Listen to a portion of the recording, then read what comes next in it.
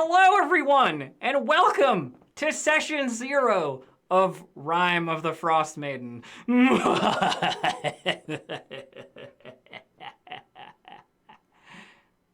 Okay. I don't like this. Just setting the tone. Yeah. Just. Oh no. All right. Now we. I feel like we have a good idea now of what we should be expecting here. This is setting our expectations properly. Yeah. Is this our tone? Dave is out and I am in, and everything is gonna go horribly from here on. But today is about making characters, and I'm sure that the four of you have been thinking over the course of this week as to what character you might bring to the. Everybody's shaking their heads, and I'm not about that, but we'll figure it out during today. What? Is it just me? I thought about mine. Gabe's like, I know. Like, I have a cosplay. What do y'all do? Now, what's cosplay? Cosplay? Cosplay? I think that's it. I believe before we get into our how's everybody going vibes, that we have another giveaway today in chat, and the code is #ColdOpen. Today. Get it? Cold Open. I don't get it. I'm not sure if it's for Lost Mine or for Rime, but I'm sure TK can tell you in chat. So I will just dump it on TK. What else do I need to talk about right away? Nah, nothing really. How's everybody doing? What's new? Are you hype? Are you ready? So hype. I'm hecka hype. I'm pumped. Yeah. I'm very excited. I got to play a tiny, like, just a sweet salt of chilliness over the weekend for D&D Celebration, and I'm, like, very excited to jump into Rime. Same. I got to play a tiny little bit of it, too, last Friday, and I'm very excited and looking forward to whatever is in store. So, yeah, I mean, good. I hope you didn't. I hope you didn't play any parts of the thing that I already will be doing, but we'll find out, I guess. Well, even if we did, like, it was so infinitesimally small of a portion of this campaign, I think that it will not matter and will probably be very different. How about you, Dave? What have you been up to? Let's see. Not doing any prep. Oh yeah. It's my job now. Playing video games. I'm a little bit addicted to Pocket Racer in the various Yakuza games. Nice. That's been today at least. And yeah, that's pretty much it. I was watching the thing that Gabe and Brianaki were doing over the weekend, which was really cool. I mean, next time okay. I am here. You know, I'm on your channel. I'm just saying. But anyway, I'm not gonna say that on live. So you just did what? You Hundo P did, and I'm not mad. And you about know what? No, none of us are mad. Put more non-binary people in your games. Yeah, do it. How about you, Gabe? What's happening? I'm just like actually getting caught up on my work, and I'm pretty much there. So now, like, I've actually been going to sleep at a reasonable time, and I woke up this morning at like 8 a.m, and I wasn't exhausted, and it was the greatest, weirdest feeling. I went on a walk this morning. I did some work. I sent out emails. Then it was like 9:30, and I'm like, am I a functioning human being today? I'm so deeply jealous. In the absolute opposite vibe, I 100%. Stayed up until 2:00 on Saturday morning, just doing online role play with my Neverwinter character. So was it fun? It was, but like 2 a.m. is too late. I shouldn't be. It's like there's only so far you can take it into the late of the night before everything starts to get a little delirious. Respect. Yeah. So. To talk about the campaign a little bit, just to like give you guys, because when we're making characters, we want to know where we're making characters and what we're kind of working with. From what I've read so far, the tone of Rime of the Frostmaiden is certainly not exactly similar to Lost Mine of Phandelver. They're within the first couple of like interactions. There's reference of like human sacrifice and like, you know, that kind of stuff comes up like fairly. It's a harsh, cold, dark environment of like survival. You know? I get it. I'm from LA. Yeah, exactly. Human sacrifice is common to you. But so that's kind of our vibe is a little bit more, a little bit more sort of grim. It's a little grimmer, and a little bit less. It's less basic adventuring start, and more. You probably already know what adventuring is. Here's an adventure, if you know what I mean. Yeah. Makes sense. The first like sort of 4-ish levels is sort of sandboxy in that like there's a lot of stuff, like a vast, wide plethora of things that we can do across 10 towns, which is the like starting area. And each of those 10 towns has its own stuff going on, and it really only depends on what you want to do, what we end up doing, if you know what I mean. So it's a little bit more open to sort of your desires rather than my direct guidance. There is of course like stuff I can throw you at, right? But it's also a little bit more open during the first 4 levels at least. I haven't read the entirety of the module because that's so much information to shove into my brain at the moment. So I know the first little bit, but that's about it. One of the things that comes up is that this game cares about winter gear, for example. Like it's cold, and if you're naked in the elements, you know it matters and stuff like that. You know, like it has some small mechanical foibles. Though you all get to start with winter gear, that's just a benefit you get off the hop. Is everyone really a paladin? No, that's my default. I haven't changed the overlay yet because I don't know what they are. So Wait, are we not just all paladins? Do I have to like come up with a character now? I mean, if you all want to be paladins, then I mean that's fine, I guess. Pala party. It's just a whole party of pals. No, it was just like I didn't change the default on the overlay because I thought it would be funny. Paladin pals. Oh. But yeah, there's a lot of good stuff.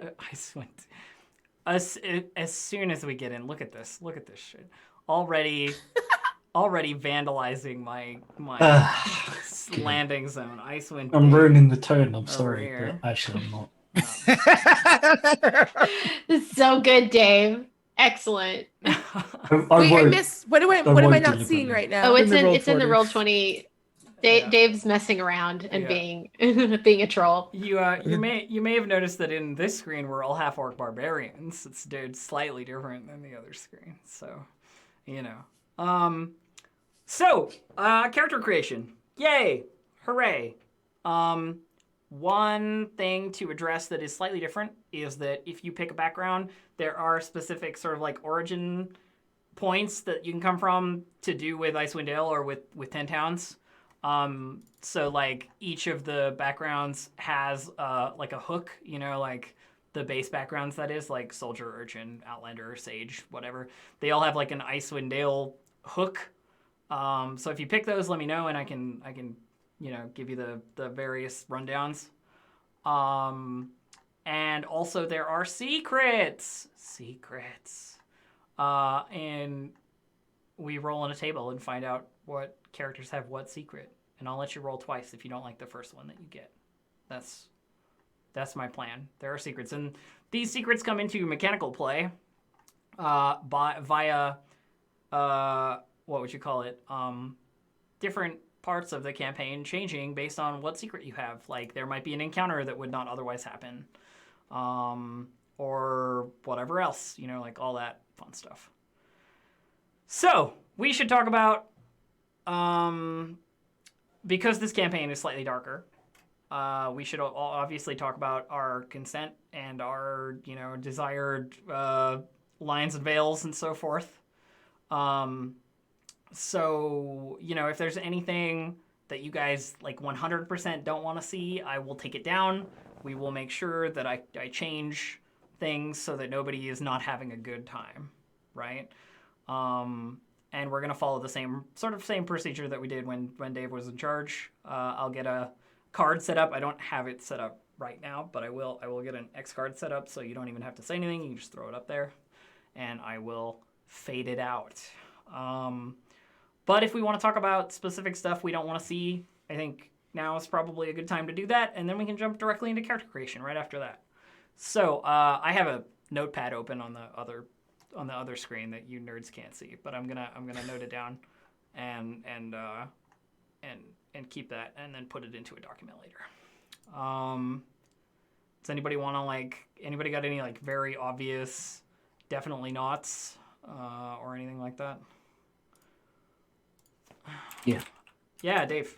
Good, Dave. I don't like in campaigns where kind of innocent or helpless creatures and then small humans also. So children and pets. No children, no pets. Got it. Yeah. Yeah. I don't want to deal with that. I know it's dark, but I would it's just okay. freeze up and just not play anymore. Listen, I can make dark and evil work around not making us uncomfortable. Okay, that's. Yeah, absolutely. I believe. You don't have to be an edge lord to be edgy. Ooh. That's how it is. Arc words. Does anybody else have anything that's 100% right off the top that isn't stuff that I'm definitely 100% not going to do myself, sexual assault or anything like that? That is not going to come up. I don't want that. So if it's in there, it's not in there, but it won't be in there anyway. Mutilation, if you kill something or you kill an animal or something, that doesn't bother me. It's just when it's the over the top graphic. You got it. Yeah, that's pretty much it. Okay. Mutilation. But you could still. Sorry. To question, is describing cool combat moves still cool? It's the difference between and I cut him in half versus I cut him in half and then all the stuff comes out and it's gushing. I was that's gross, too much. Yeah, no, I got you. I totally know what you mean. I just like the phrase and all the stuff comes out. And that is actually a very good one to know for me, because I do tend to get descriptive. So it's good. And I think to an extent is fine. It's when it's the over the top graphic. It's more of it'd be more of a yellow card for me than anything else. Totally. Anybody else got anything that I wouldn't immediately think of? For me, this isn't a full-on X card, but I don't like to get into the weeds on fantasy racism. Sure, yeah, of course. I'm just it's for me, it's not necessary. And if it does come up, it shouldn't be I think it's up to your discretion, but I don't personally want to have to play a character that deals with that shit. So I can work around it. It's not a problem. Yeah. Yep. I don't particularly enjoy it either. It makes for boring parties as well.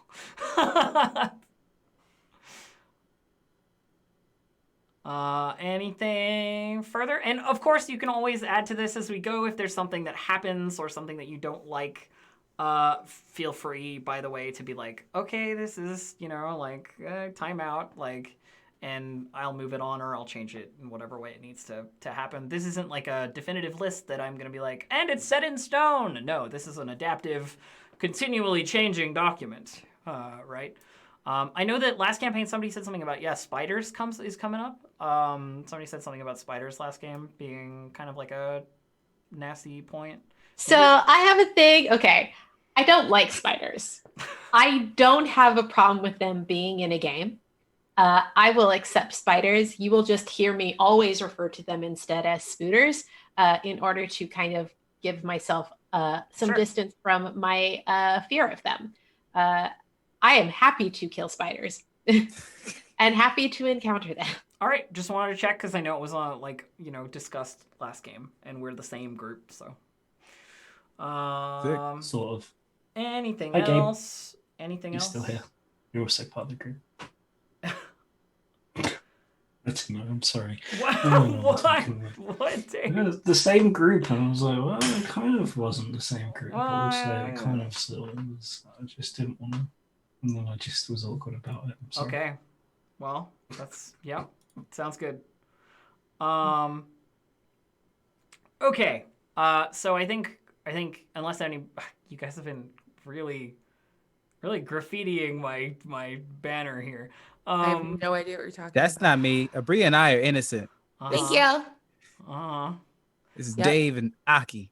Absolutely. I have done nothing. I am innocent of all crimes. Prove it. Okay, I realized that Abri is lying because it says AA Bri. I was not looking. It says Got it. Abria the Frostmaiden, and it has always said that. Icewind Dale is a wonderful module. Icewind Dave. Okay, We're so dead. character creation wise, you should all have characters visible to you in the characters section, or character sheets visible to you in the characters section. We can go through, what folks want to make / do / whatever. There's the Character Mancer. The game starts at level 1, so welcome back to level 1, my dear friends. If anybody wants to play characters like following on from our Phandelver game, then we can talk about how you want to adapt that and whatever. I am open to a great many things for character creation. If you have an idea that's from some third-party thing or Unearthed Arcana or whatever, I am happy to consider it. This is not a limited game. I don't want to make it a limited game because I think that's less fun. So the warning that I give you, if you pick something ridiculous, is that I don't know the rules for everything in every book ever in the history of always. So that'll be up to you if you play a wizard who uses only kobold press spells. I don't know them, so that kind of Yeah, it's like it's in this supplement, and if you pick the wizard subclass, then you get Fireball at level 1, and I'm going to use it. It comes back after you sneeze, Dave. Yeah. so you can just use it over and over. Dave. And it's very made good. for this one because it's all frosty, and someone's got to clear the way. Dave. For the snow. Dave, please. Dave, stop. Okay, all right. Okay, is this my time to begin petitioning to play 2 winter wolves in a trench coat? I mean, a fur coat. I mean, this is your time to begin thinking about character stuff. Yes, indeed. But I don't know about 2 winter wolves in a trench coat. How? What if one of them has a bow on its head? I don't see Like how. that one. I don't see how that. I don't see how that changes the formula here. I don't see how that. We that were changes talking it. before. Some people have ideas. I'm not one of them. Who wants to start? Yeah. Do anybody have like classes or something they want to play or what? I am actually thinking Paladin. Ooh. Yeah. Paladins are cool. And I went to, I'm thinking either like a tiefling or a dragonborn, because I had a dragonborn character a while ago that I really enjoyed, and I think I want this character to be the child of it in some way, and I'm trying to decide if they're taking after the dragonborn parent or the tiefling parent, which is why I'm trying to decide between the two. Well, I mean, Tiefling and Dragonborn are both pretty good paladins. The other thing we want to consider is, are we using Gabe's fantastic stat allocation method? How would we again? not? Is there even another way to play? Listen, I'm just... That's actually the thing that I want to point out, because if you choose the Character Mancer, you can't do it that way. You have to edit by hand. I accidentally chose the Character Mancer, and now I'm stuck and I need you to redo my thing for me so that I can You could do just it. you could just change your values. Yeah, you just change the values. There's a... just manually change them? Yeah. Okay, cool. Because I thought I'd screwed up, No, and I was about to be very sad. No, you're totally good.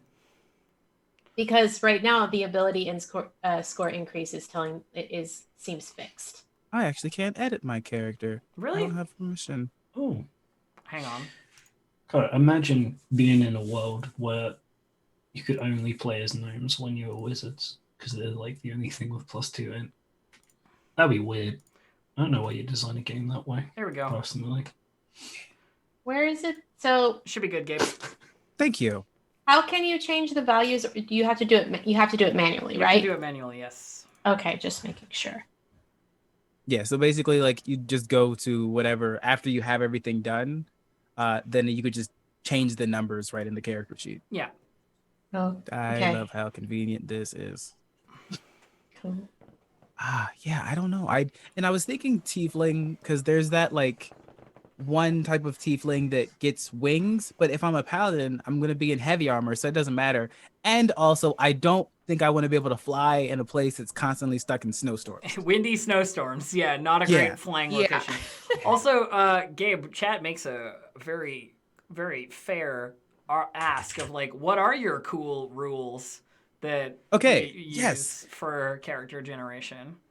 So I made the class modifier module, which you can find on Roll20's Marketplace for, I think, $10, with art done by Rachel Denton A. at Tallionaire, Tallinier. And the way that it works is that you pick the class that you want to be, and then it takes you in a 3-step system. Instead of doing the racial adjustments, there are actually ability score increases tied to the classes. So, for example, if you were going Paladin, I think it does strength, dexterity, and I think charisma. And I went with those 3 because like strength for melee, dexterity if they wanted to be a paladin who was using a javelin, bows, because there are paladin abilities that relate to range damage, and then charisma because it's tied to magic as well as being charismatic. And it basically asks you questions with narrative that then give you increases to the strength. It's like in the middle of combat, are you more focused on fighting down your opponents or cheering on your allies?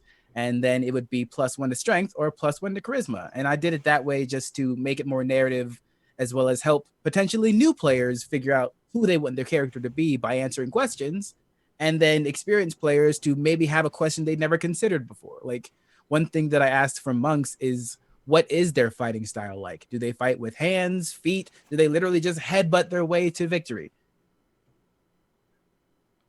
Javelin would be dexterity if you are throwing it.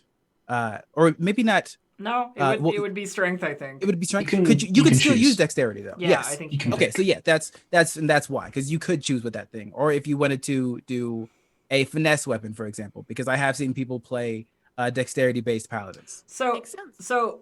something I'm considering, just because everybody's already thinking about their characters and stuff, the secrets can be rather effective to the character. Would it be of a benefit to you to roll them first, do you think? Yeah, I want to roll mine. You want to roll yours? Okay. I wanna go. Sure. So, No idea. So I don't intend to keep any of the secrets out of game.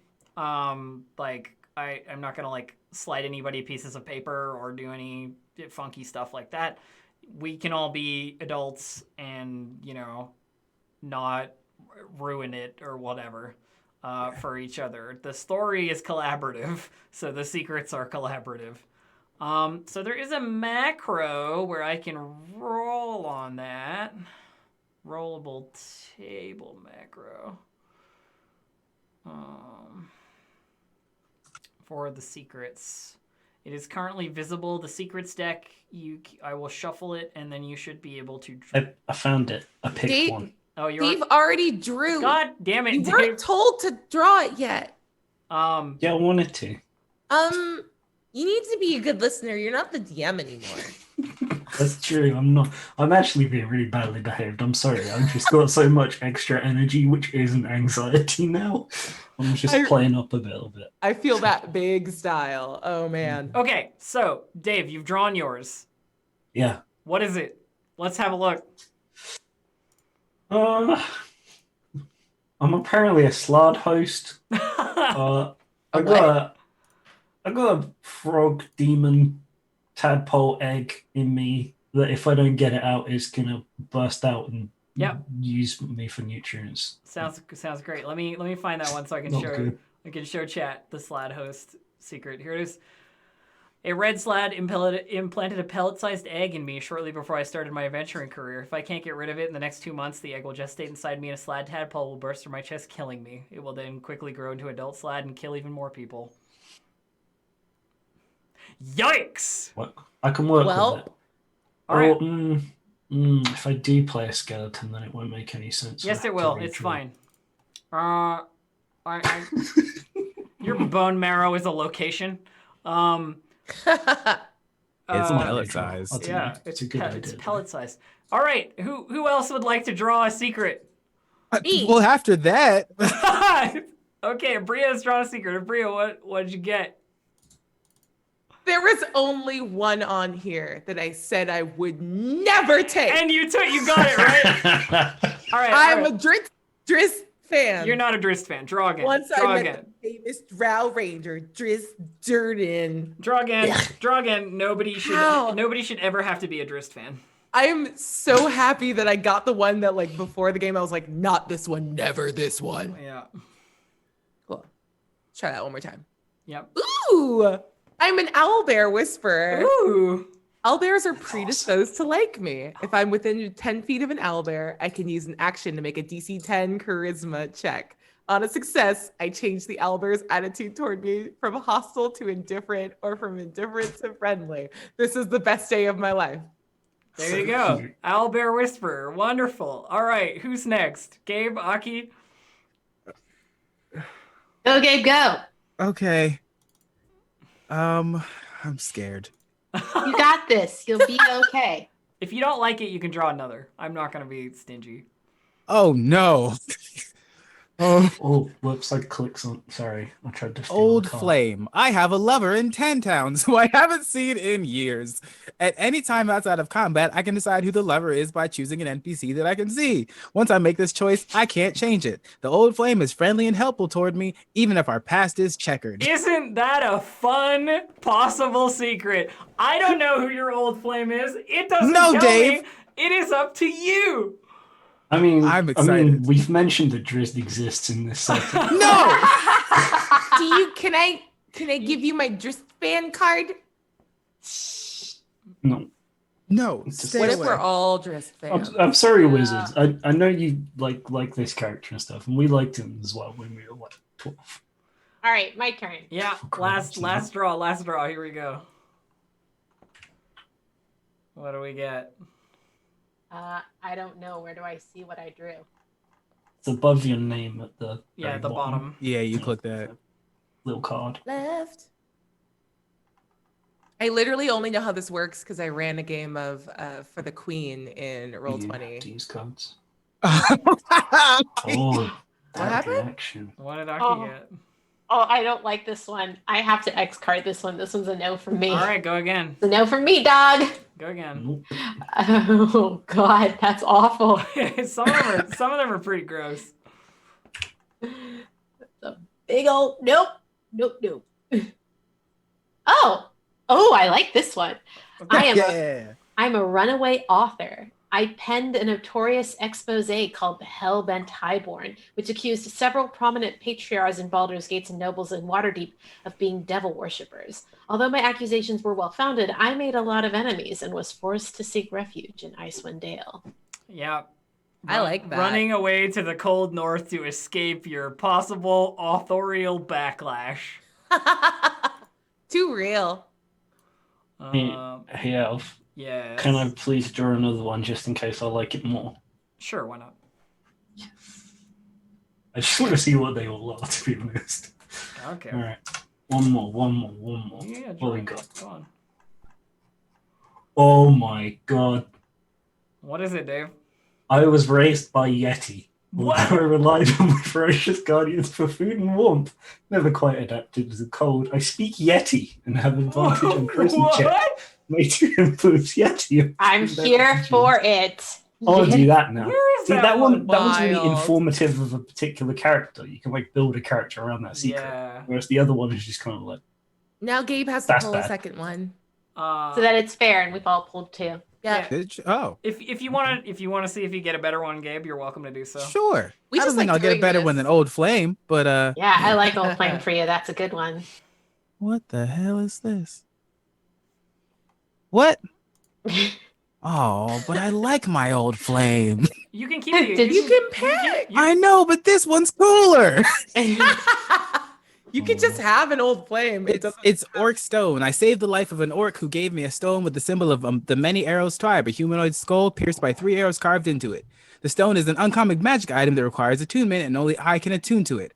As an action, I can use the stone to summon the spirit of an orc warrior, which appears 30 feet in front of me. The spirit uses the Orc War Chief stat block in the monster manual and disappears after 10 minutes or when it's reduced to 0 hit points. The spirit understands any language I speak and obeys my command. After the stone is used 3 times, it turns to dust. Okay, Gabe, but Yes. what if you had both secrets and your old flame was the Orc War Chief that you summon? Yes. Yes. That's all I want. I'm just, okay, yep. Nothing else matters. There you go. That's my love. An Your old orc there you lover. go. Yeah. You can have an old Orc War Chief lover. Yes. Yes. Here for this. God, she's Yep. hot. There you go. She's got that major step on me energy. Yep. Yeah. I think they need to keep like that it. one just from a power gaming perspective. It's 'Cause really that's a CR4 creature. It's really strong. Yeah. Very, very. I mean, it also ain't fails fighting after that 3 uses. 3 uses, yeah.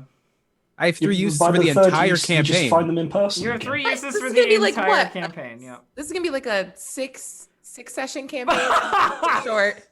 So this, Fine. so this, We're going so- immediately So to this the campaign Frostmaiden. goes from levels 1 to 13, And I'm including session 0. And has- so, and like, has- it's super quick. 7 chapters. So I don't think it will be 6 sessions. All right. no. Someone Super said, but what if Gabe had 10 old flames for 10 towels? You've got an old flame Gabe's- in every town. Gabe's Dragonborn Paladin is just like the smoochiest paladin. We got Charisma orcs class. with area codes. I'm slowly Dude, becoming more dedicated to this. Would some of you like to hear some of the other secrets that you could possibly have garnered from your pulling just of for fun. stuff? Undope. So there's one where you're a scion of like the powerful Neverwinter bloodline, and they might send assassins after you. There's one where you're a wealthy pasha in Kalimshan has placed a bounty on your head for seducing his favorite concubine. Bounty hunters are gonna come looking for you. There's one where you are actually a doppelganger. There's one where you have actually been reincarnated recently and are a different, actually not originally whatever race that you currently are, but you don't really remember. Retain all your memories of your previous life, and you roll on a table to determine what you end up as. There's one where you served on a pirate ship that got lost in a blizzard, and you know where the ship and treasure are. There's another one that makes you a spy for the Harpers.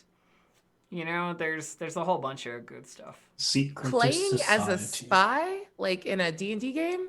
How would that even work? I mean, how do you even? Yeah. How would you... Nah. I don't know. Probably not tying the backstory in. The Slad one That'd is be the best definitely part. the Slad host one is definitely one of the grossest ones, and I'm pretty sure the one that Aki was not a fan of was something to do with illithids. No. It No. was cannibalism. Oh, okay. Well, I saw that one. Oh. Yeah. That's not great. Yeah. They go, nope. There is an escaped illithid prisoner as well. There's some Isn't stuff. that the plot of Baldur's Gate 3? I don't know. Is it? I've never heard of video Yeah. games. I have no idea. I mean, it's a good tie-in. Like, oh, I love this idea. Why don't you purchase this other product that we're making? So, okay, I realized Gabe's the only one who said a class. Yeah. Yeah. What is everybody That's else right. thinking about? Undope. Mine was decided ages ago. I'm playing a warlock. Ooh. Oh. If I can properly convince Elf to let me be a polymorphed winter wolf, I've decided the trench coats are no longer playing.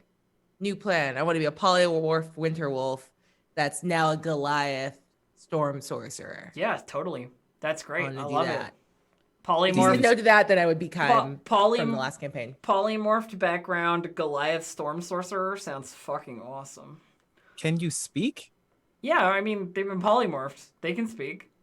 Okay. Here's the thing I really want, though. If an anti-magic field comes into play late game, I would like to turn back into a winter wolf and just be a creature friendly to the party Do till the end of the campaign. do not worry, Abria. I will keep in mind any possible horrible things that could happen to your polymorphid self. Don't you worry. I just feel like Kenku, where you only get to say like a single word and repeat, was not a hard enough challenge. I want to play a character where I don't get to talk anymore, and what a relief that would be for the rest of you.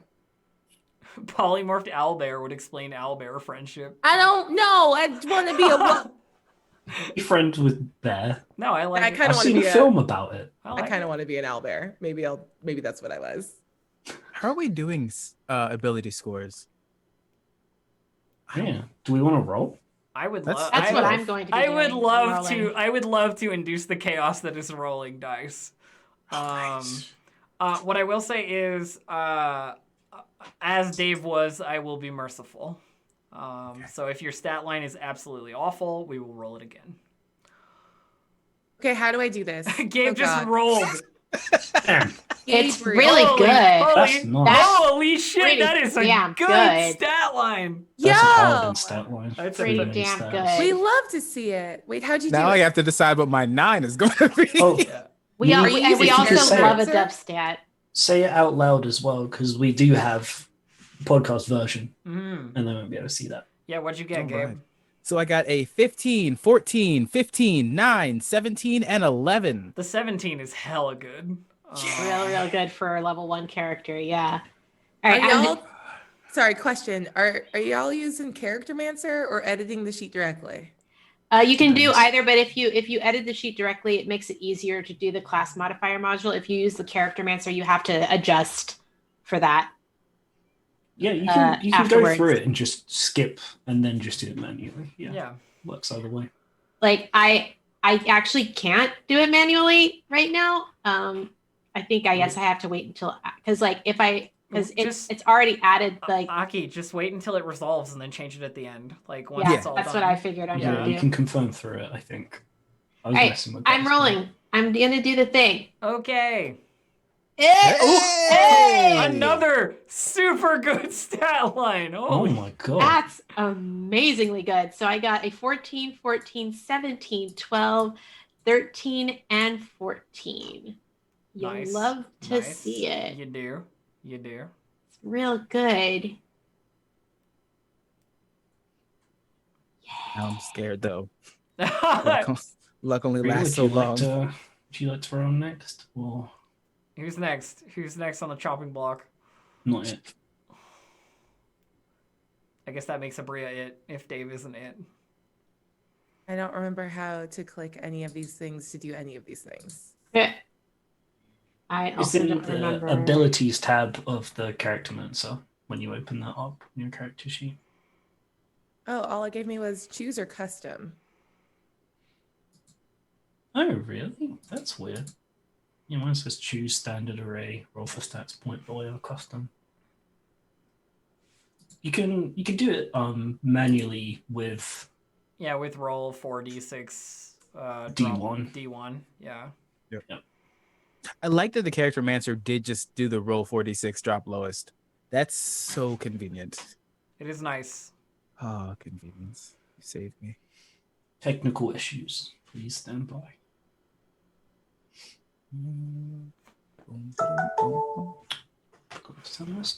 I'm sorry. It's okay, Dave. It's also like not giving me any race stuff to choose from other than basic stuff. Why is my character Mancer boring? I don't know because everybody else's is working. Let me just check your character sheet, I guess.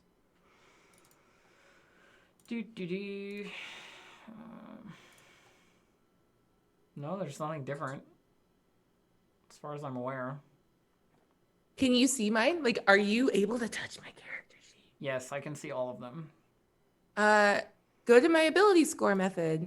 Do you actually have a drop down that makes more sense? I do, yeah. Ah, cool. Well, mine is Bad. So let's do the here. There's roll for So- stats. I've assigned it. I don't know if you can see it, but Nope. no. This is great. This is going Hmm. super good. Oh, Mine didn't like it when I was doing certain things. I don't think you probably pressed them, but a refresh might well fix it because it's got lots of code behind it and it gets a bit. we'll give that a shot. Yeah, give it a refresh. It should be.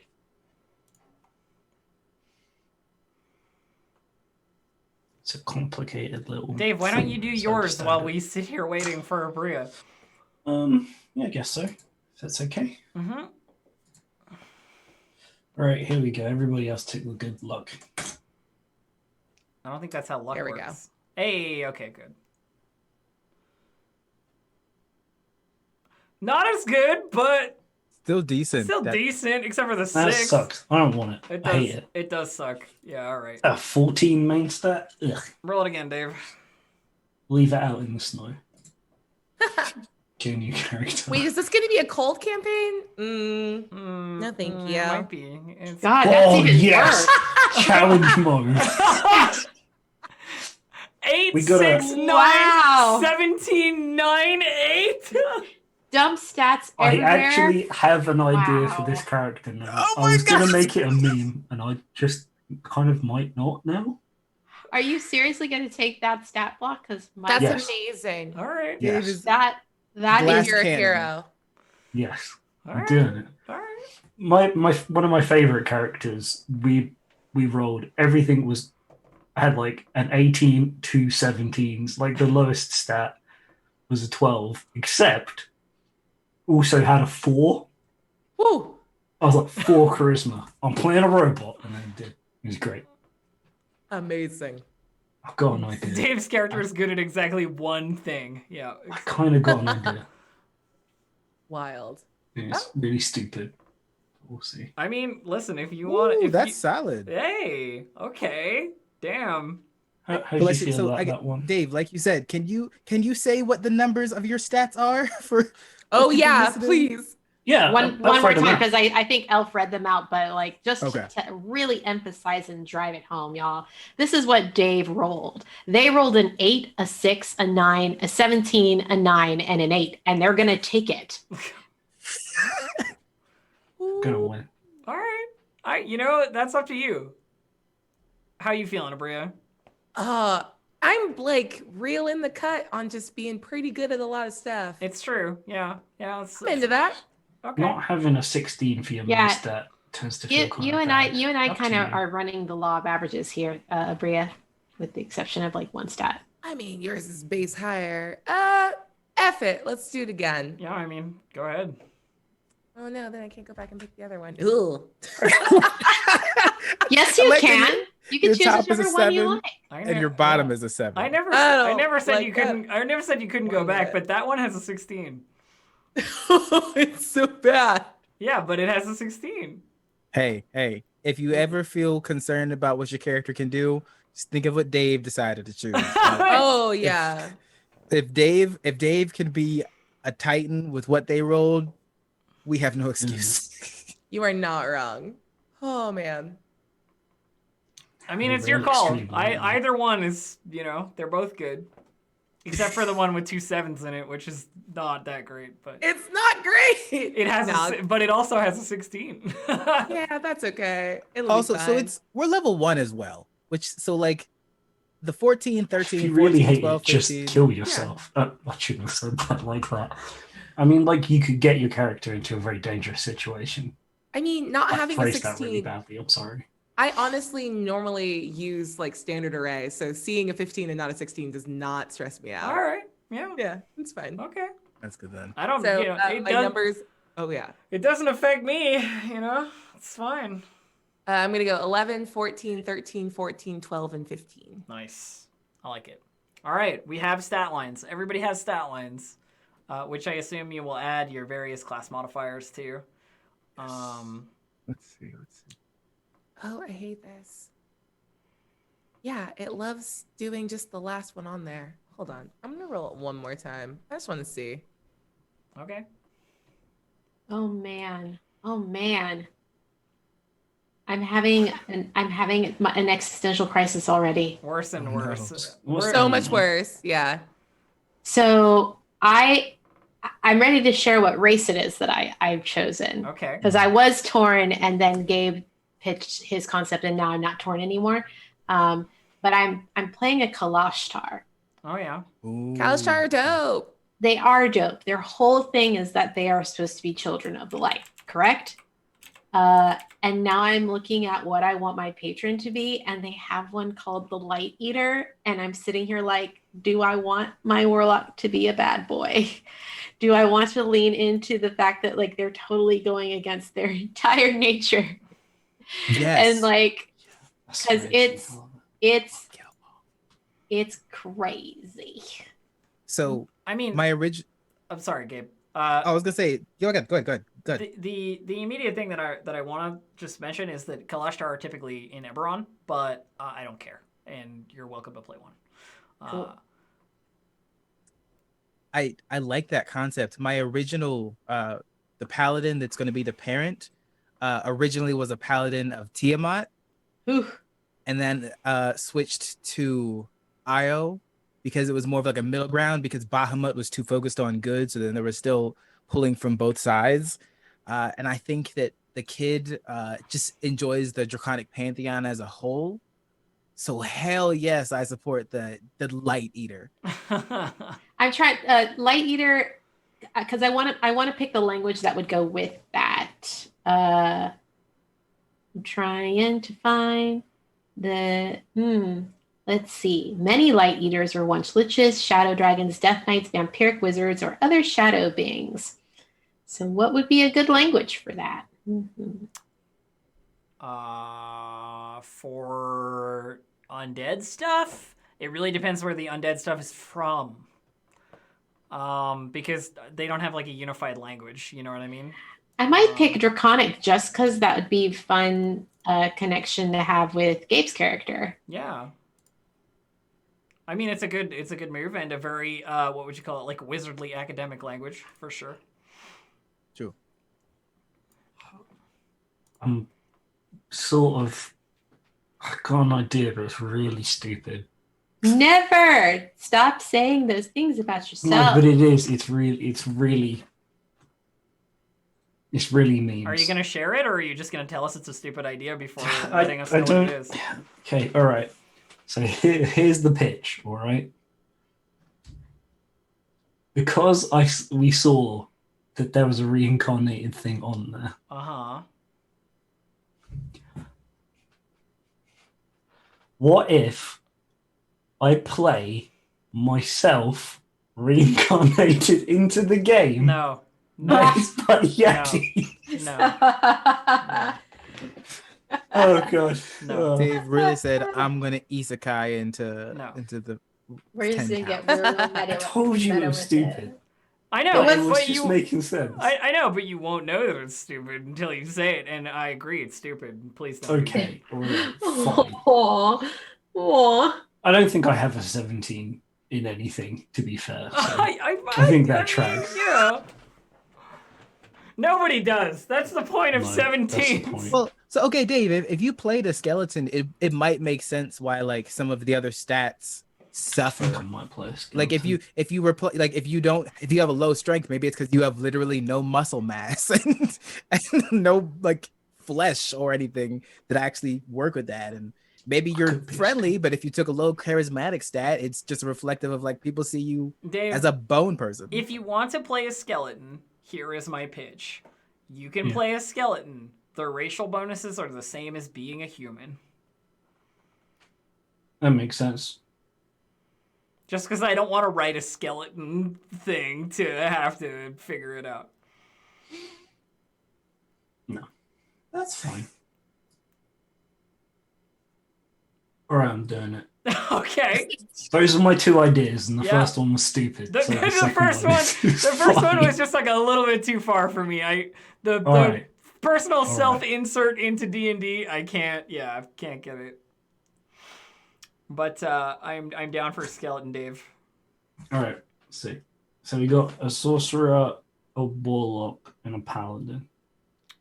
that does seem, yeah. And then Abria, do you have any thoughts? Well, that was About- Abrius Oh, the was sorcerer, right? So Yeah. what's your move, Dave? Well, the easiest one stat class tend to be monk or rogue. Monk is not one stat. You can just not be wise. You You can need- just do full dex and wear armor, I guess, yeah. and just don't use stunning strike ever. But it does kind of suck. You're right. Yeah. Rogue would be the better choice, or a wizard. Oh, we already have two. We are a spell very casters, so I powerfully think. magical focused group. If we And I have did just play a wizard last campaign we did. I mean, rogue's great. Skeleton rogue, best rogue. Clickety clackety. Yeah, actually mentioning that, you don't want to write a thing. The last time I looked this up, actually, one of the racials somebody had come up with is you can use your own like finger as a lockpick, and that's kind of cool. I tell you what, if you can find me the thing, I will confirm the thing. But just saying a thing exists is not good enough for me. Yeah, it's fine. But I definitely like the idea, for sure. Keep thinking about it while everyone does everything else. Okay. Has anybody got any like more details they want to share, like backgrounds or anything? And remember, there's Icewind Dale specific hooks for the base backgrounds. So if you Can use y'all it- see the other backgrounds? Because I can only see Acolyte. I'm No, getting. Oh that has always been like that. It's just Acolyte for some reason. Ugh. I can see all of the other ones. I'm actually Oh, I'm probably gonna go charlatan. okay. Uh, Do you want to know the charlatan like setup for Icewind Dale, or you want to? sure. So the charlatan, your cons and deceptions nearly got the better of you. You need to disappear for a while, and Icewind Dale is the perfect place to do so. Nothing could prepare you for the cold and dark desolation, but at least there's money to be made. There it Sounds is. pretty good I to posted me. it into the chat. Yeah. I figure that a Kalastar going way against their better nature to work for the Light Eater, I feel like that is that works for them. It's like they've kind of chucked themselves in on the deep end of just being a liar. Not a liar, actually. They're a little bit of a Don Juan. They like to flirt. So we'll try and keep that like in check as well. I'm not gonna get weird or awkward with anybody. So Yep.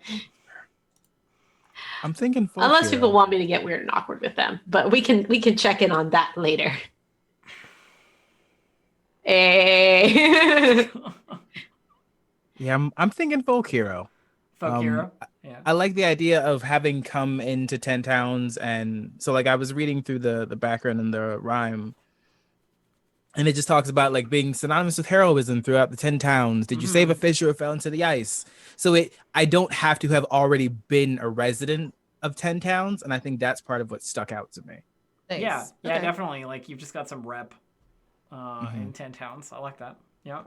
So now I have to figure out what the heck Here's the efficiency I want. Go here's ahead. the folk hero thing. I mean, you just said it, but there it is in another paragraph. Perfect. Yeah. Yep.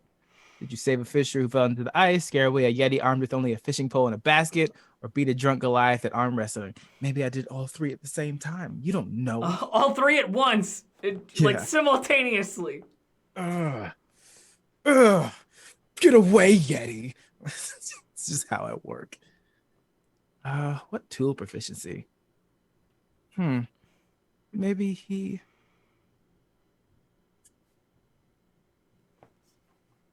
How involved would you want to be? Like, do you see tools going to with this? I think that depends on like what you're talking about. Maybe give me an Okay. example. Like, well, it's like cook utensils. I usually allied stuff like rations or like carrying capacity and stuff, unless it's really ridiculous. Cool. Okay. So I wouldn't worry too much about it. But if you want to do stuff narratively with it, then like maybe it would be useful. Like I'm not gonna stop you from using it creatively. But I'm not gonna demand that you need somebody who can cook to get food. Cool. You know what I mean? Like, yeah. I think I'm actually leaning towards forgery kit. I feel like it would be probably fitting for this place where there's a whole bunch of different towns that we'll have to go and talk to people, and I don't expect us to. Well, I at least know myself will not say the right thing initially, so I'd rather have a backup plan to lie the right way. Ha! Nice. Sounds like Fair. a good idea. Fair. Seems reasonable.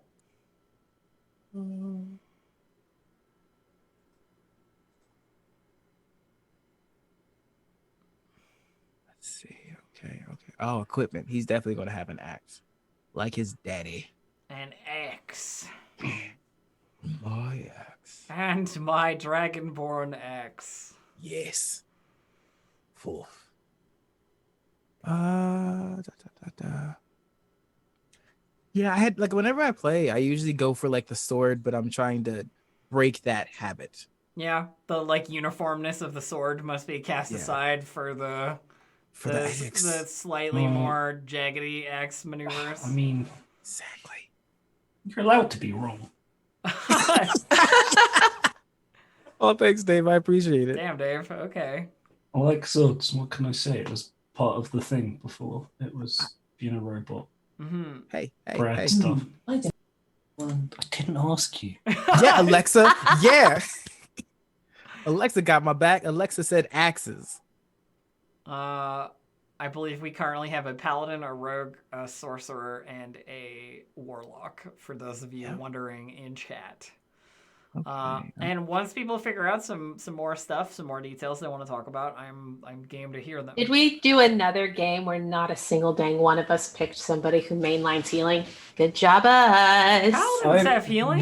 Yeah, I have healing. Kind of. I know that paladins have healing, but they're a hybrid healer, kind of like druids, kind You're of a like hater. I rangers. mean, Hey, whatever. hey. If you want to be a cleric, be a cleric. I can make was- each of you come up I can make someone come up 5 times by sending 1 point of healing. Yeah. Just don't expect more than that. Just don't die. Just don't keep dying. It's the lay on hands effect.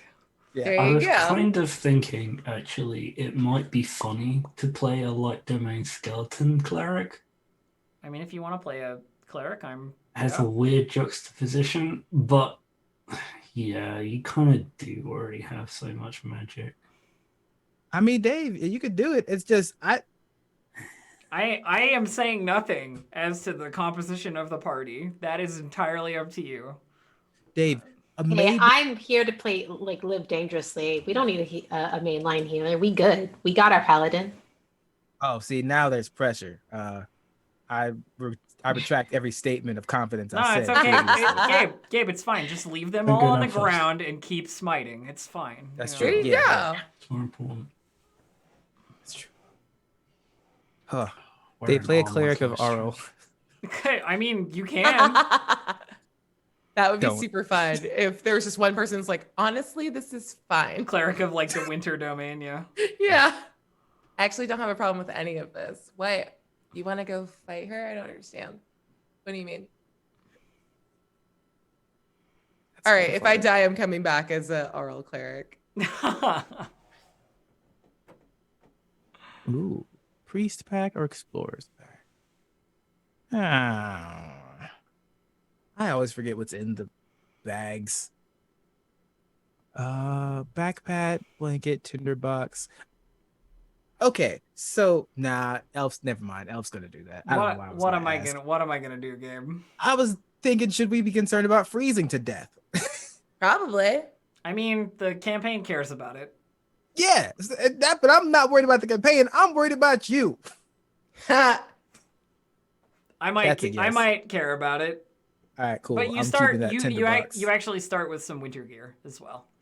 One of the aspects of character creation is that you start with winter survival gear, cold weather clothing, some crampons, and some snowshoes. What was that second to last thing you said?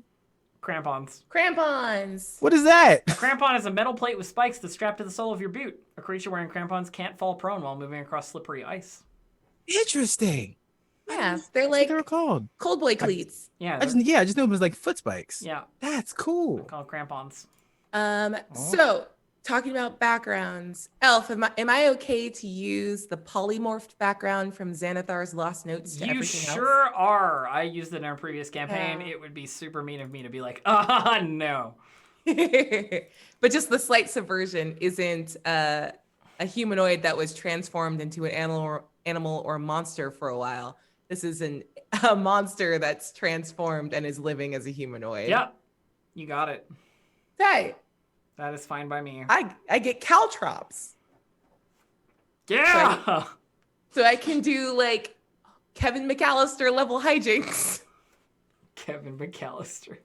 Just if we ever go home alone while we're in 10 towns, y'all, I don't get know. ready. Yeah. I'll work with you on that. When the bounty My hunter, favorite thing about playing a rogue is stupid traps. when the Yes. bounty hunter assassins come looking for you because of Aki's terrible literature. Yes. Hey, it was a scathing expose, I'll have you know, and very well written. It was a BuzzFeed like listicle, and you know it. Top 10 traitors in Baldur's Gate. Number 4 4. will surprise. Top 10 noble families I hate, starting with 1. Let's see. Ooh, incense. Nah. Tail stockings would be adorable, yes. Cold winter gear for tieflings requires tail stocking. Oh, so cute. You Just gotta- like a little leg warmer, Yeah, but for your tail. For your tail, yeah. Same for Dragonborn. You need tail stocking, for sure. That's real cute.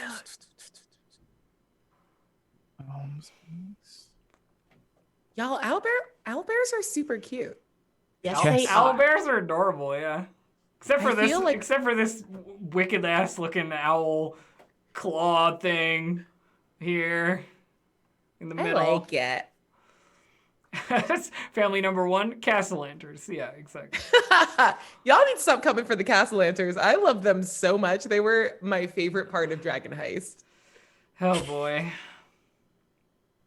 They were not my favorite, but that's because they were frustrating. No. That's oral. I know it's oral. Like, guys, I know it's oral. I know. Alright. Scouring through UA, I think I'm locking in Rogue because there is an archetype called the Revived, Oh, which yeah. is you've been dead before, yet somehow you're alive again. So Hey. that seems good. I'll take Nice. that one. Fit skeleton. Alright. We are Rogue.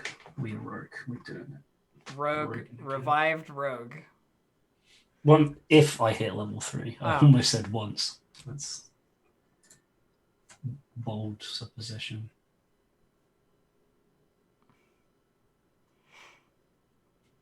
Can I have an owlbear fur coat, please? You can describe your fur coat in whatever way you wish. Danke. Weren't you raised by like an owlbear, or they were a pet, I used to be an owlbear. and now you're wearing the pelt of what? So what I've decided is like both me and another owlbear were like used by, I don't know, some like mid-level bad guy to attack an adventuring party. And my friend was slain and I was polymorphed by like the weird bard in the party. Oh. So I keep the fur coat of my friend as like a reminder. Oh. Sad. Yeah. You said you wanted grimdark. It is good. I like it. I'm not It's I'm grim not and saying dark. it's bad. Okay, I said I was like, I sad. thought we were doing dark and gritty. No, I like it. I like it a lot. Hell yeah.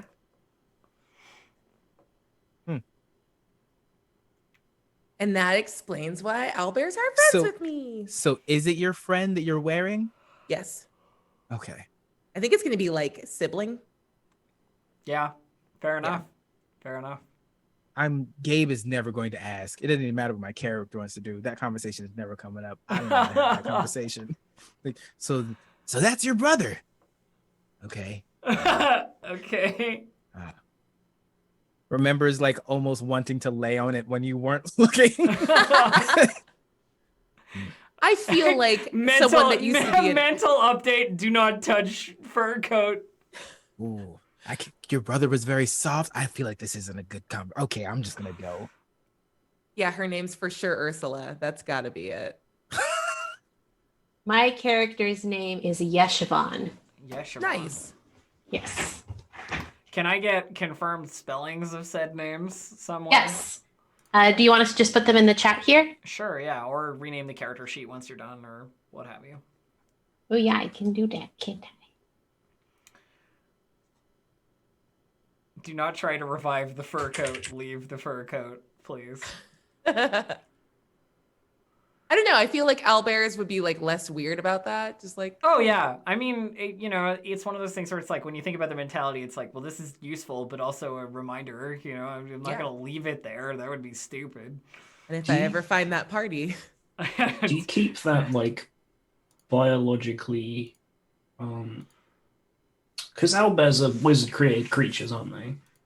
I think Made to be so, super aggressive. So is that like still a personality trait, or I don't know. something to think about. I don't know. I've decided that Yeshivon looks like the ice giants from Thor. Like kind of this bluish gray skin with black eyes and like blue-white hair. That's like Sweet. just very alien looking. Light Eater. Light Eater. Yeah, they would look different. You need but to because... tell me more about your patron, Aki. All right, I'll tell you about the Light Eater. When we get there. Cool. Because I'm going to need to be able to utilize them. I'm excited to be playing a character. So I don't usually play darker characters like this, so we'll see how well I do, but it's a little outside my comfort zone. But we're gonna see how it goes. Y'all, owlbears hunt alone or in mated pairs. It's not a brother. No! Well, you heard it here first. I made it worse. Yeah. Oh, we're a pretty lovelorn group because my character, I've decided that they'll like I said, they'll just flirt with anybody. They're just like, I'm in love with you now. This should be interesting. Except you look like a spooky frozen corpse with black eyes. So that'll be an interesting flirt. Very beautiful frozen corpse. Thank you very much. Fair. My contribution to this theme of the group is probably a bunch of bone jokes. That's it. Dude. I feel like Dave just felt so left out when we played the world's goofiest game and they were stuck DMing it. So true. You got like a lot of pent up goof, and I'm very here for it. I think there will be a certain resentment for the living and kind of brooding on this skeleton. I mean, I like all of this so far. I think we've got a pretty solid group. Can I get a sweet blue eye that gives me telekinesis? No. Okay. No, you are not. She said. You are not Sans Undertale. Well, what if I was? What if we all were? You're Papyrus at best. Hey, Papyrus is awesome. Don't you dare trash Papyrus. I love him. I'm not trashing him. I think he's great, but the best. in terms of power level, like We got level 1. That's true. I also kind of wanted to talk a little bit about what I chose for my class modifier stuff. yeah. So I have a Warlock, and we have the first step, which is choosing whether how your gifts were bestowed upon you.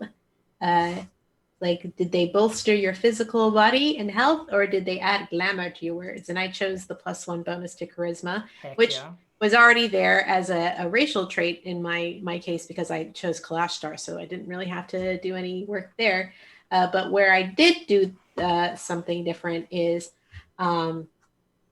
I chose dexterity between steadfast and nimble, and I also chose dexterity between focus caster and adaptable mage. But I might change that actually. I'm gonna change that. I'm gonna go to focus caster because I did choose an arcane focus for. I'm gonna change it.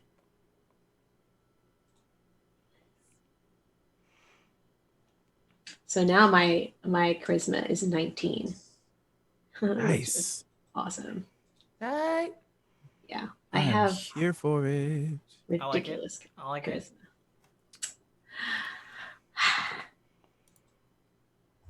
All right. I went for my class stuff. Let's see. So the paladin, it lets you pick between strength, charisma, and constitution. The first thing that asks was, were you training your body to be stronger, or were you training your body to be more resistant and focused on stamina? I ended up with going like physically strong for the strength bonus. Then the next choice was about how do they act on the battlefield? Do they act with bold action, or do they focus on like leadership, which is strength versus charisma? And I went with strength in that sense again, because I think this character has a large emphasis on being able to protect himself, and then that's going to probably start extending to other people. Buff boy. Yeah. And then the last one was with the dedication of the oath, do you focus on the otherworldly glamour on your person, or like enhancing your own body with a magical sense? So like the constitution or charisma. And I ended up going with charisma because I want him to be a bit more personable. Yeah. Nice. I'm looking at your stat spread and it looks pretty nice. Yeah. It looks pretty good.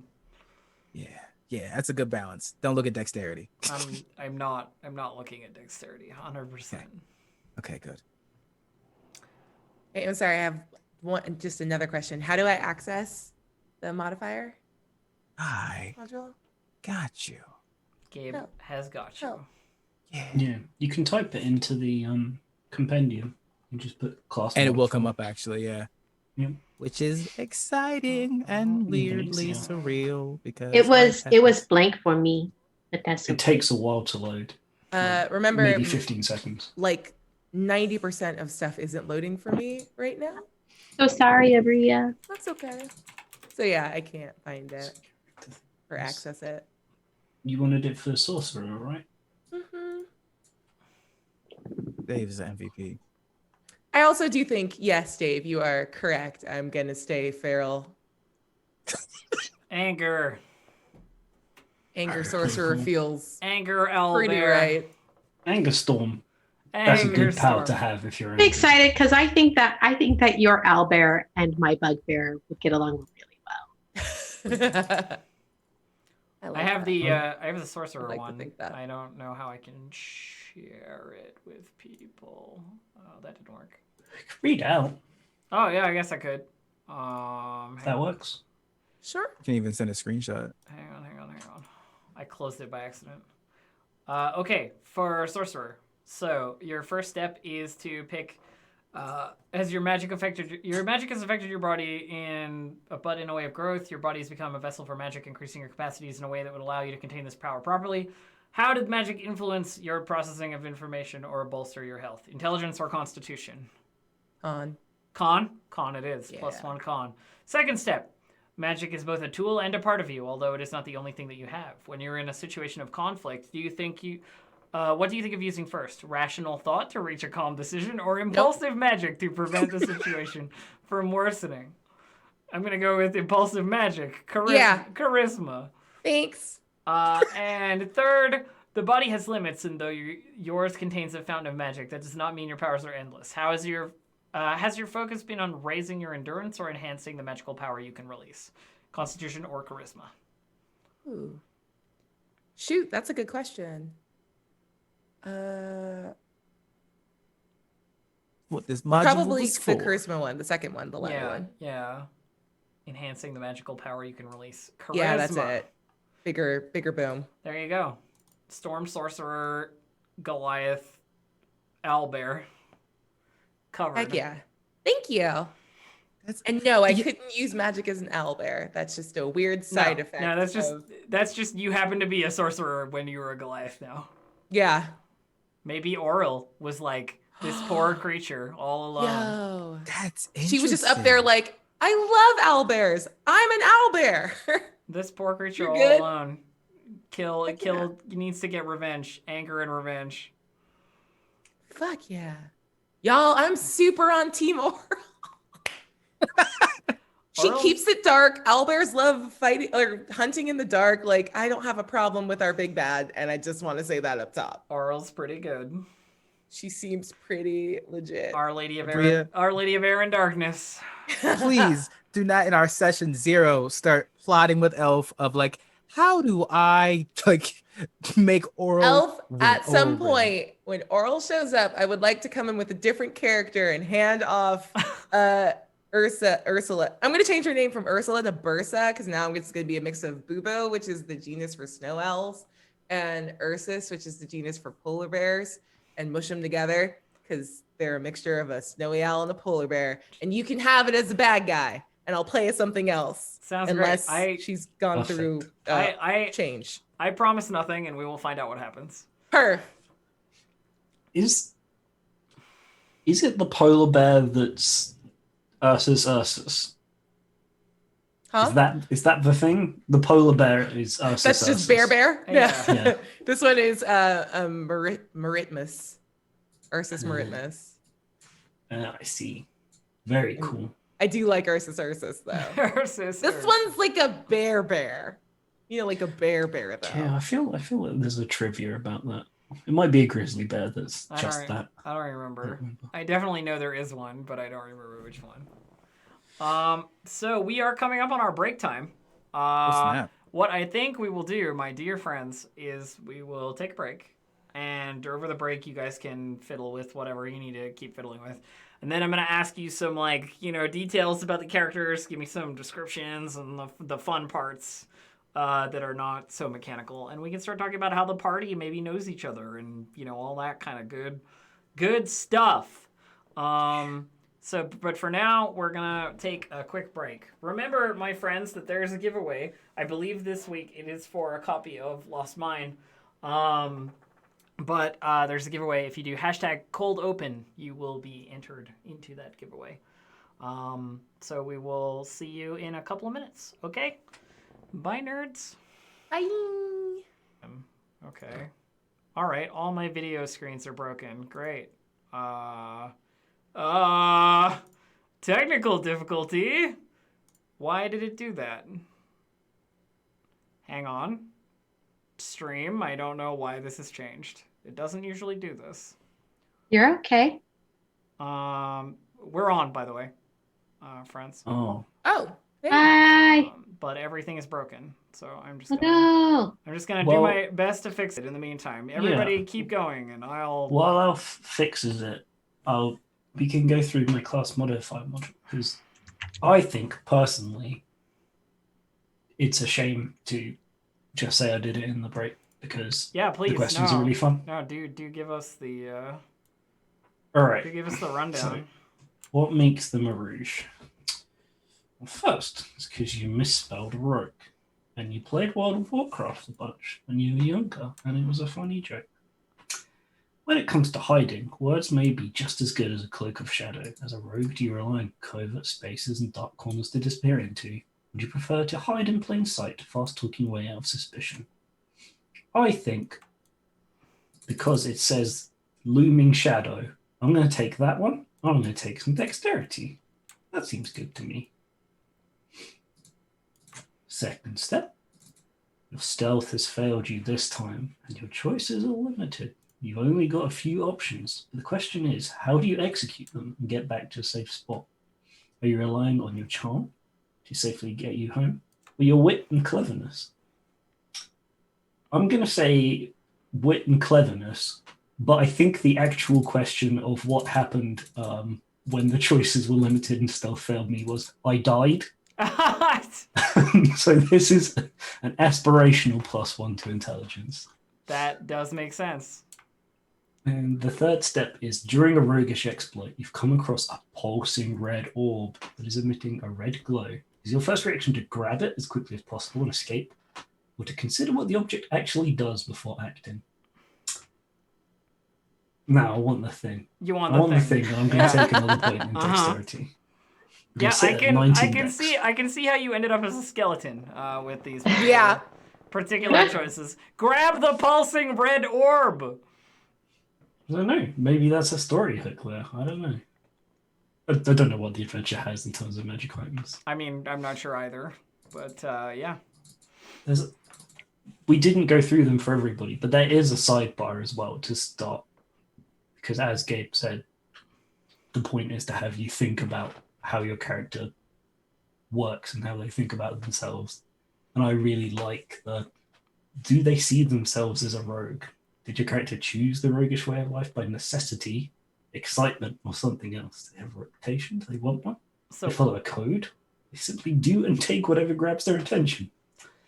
Specific items they gravitate towards, like magic items, weapons, gems, or even something mundane as shoes. Would they rather take gold or take lives? dun Hearts. dun dun. Skeleton just takes flesh. No, that's really morbid. I'm not going that dark. I'm just going to be really upset about being dead. Just complaining. Just all the real time. upset about being a skeleton. Turns out it's not super fun when you Well, back when are I was dead. alive. Back when I had flesh and could eat meals and taste them, I might have had fun Oh, at this feast. Those rations look But really unfortunately, nourishing. I don't have any Oh. of that anymore. Yeah. Yeah, we were chatting during the break about it, and we're gonna not put in any racial stuff because Because we don't it have kind of be any. more fun. Yeah, there's nothing UA or in any of these. Maybe Dave will write me their own skeleton racial traits, Maybe. and then I will confirm that Dave is the publisher of said skeletal racial Yeah. traits, and then I will. That's the problem. I was looking apply through them. and I found like on Reddit, and Elf was like, we need to think about attribution. And I was like, oh, Like, who made this, Dave?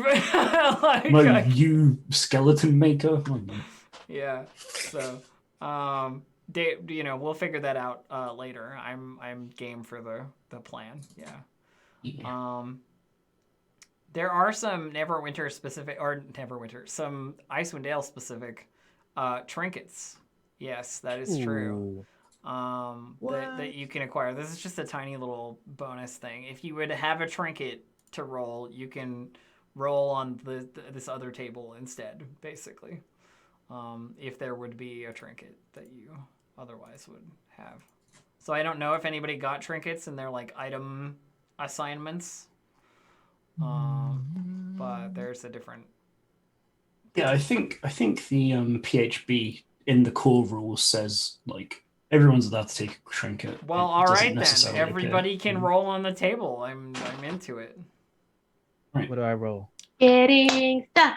We're getting stuff. Please don't clap into the microphone. Oh, I'm so sorry. Killing me. I'm so sorry. You're I excited. apologize to everybody for doing that terrible thing. Okay, so I need you to roll at D100 if you want to roll Done. on the trinket table. I'm gonna roll probably like a 72.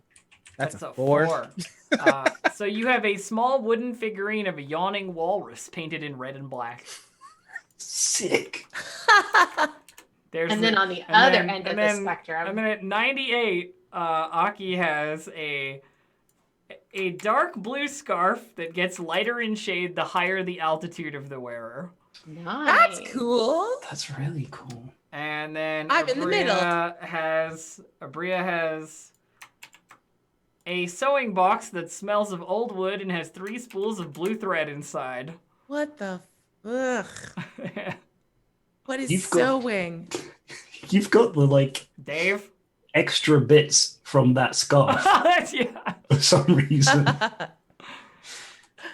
We're gonna go for an 80. Okay. You have a beautiful silver tin that, when opened, emits the smell of rotting fish. So I have like whatever was it, stir-stroming? You've just got some of that Finnish whatever it is, the pickled fish. You know, I my am walrus doesn't seem absolutely so going bad. to use that as part of rogue traps.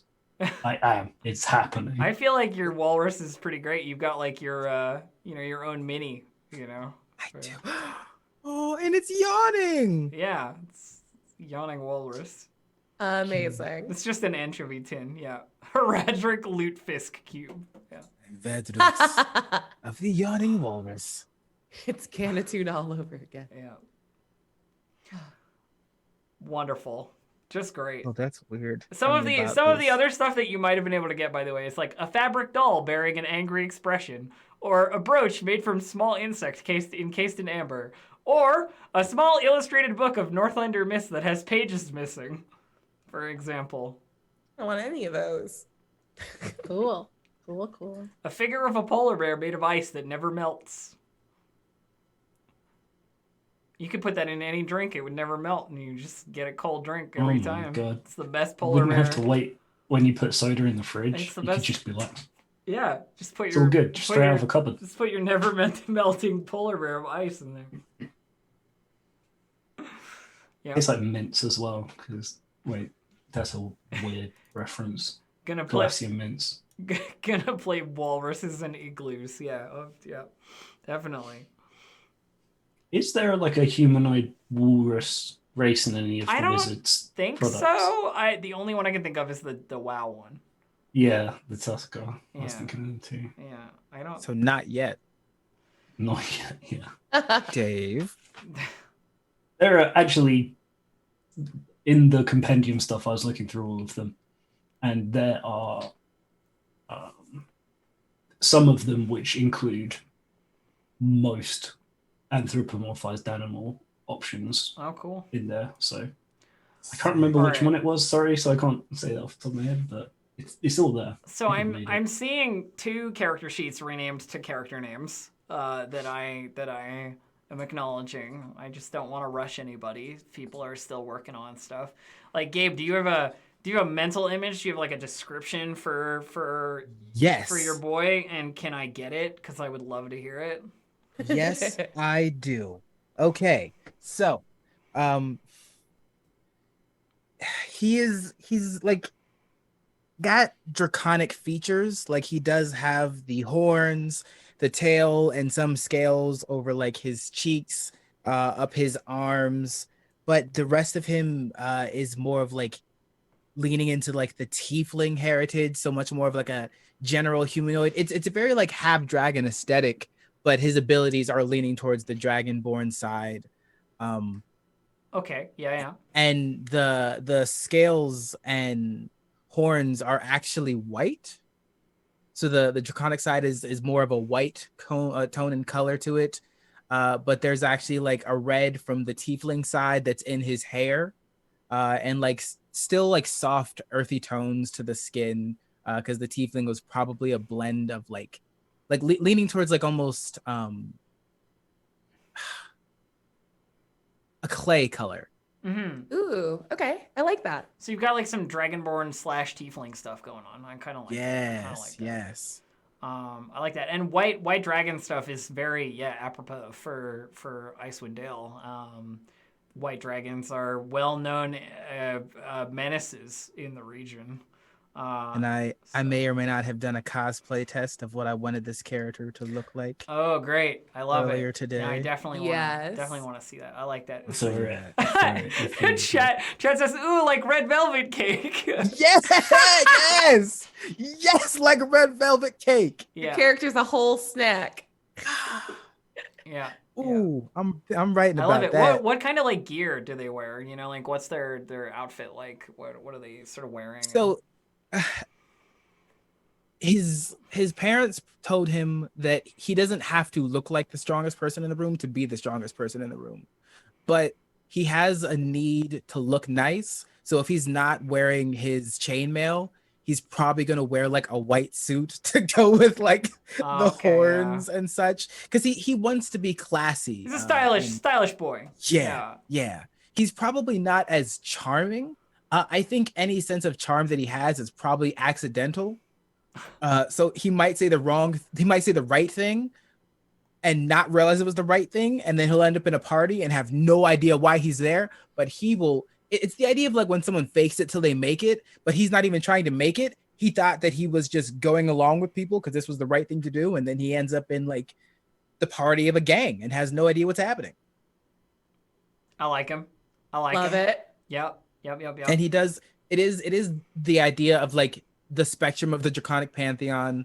Like Tiamat does a lot of bad things, but Tiamat is powerful, so sometimes he might try to channel her power when he's like cutting down foes. Bahamut might give him the guidance for figuring out how to peacefully handle a situation. So he's got kind of like a polytheist thing going on with his like Yes. paladin beliefs. Yeah. Yeah, Tight. and I wanted to do more of that with a paladin.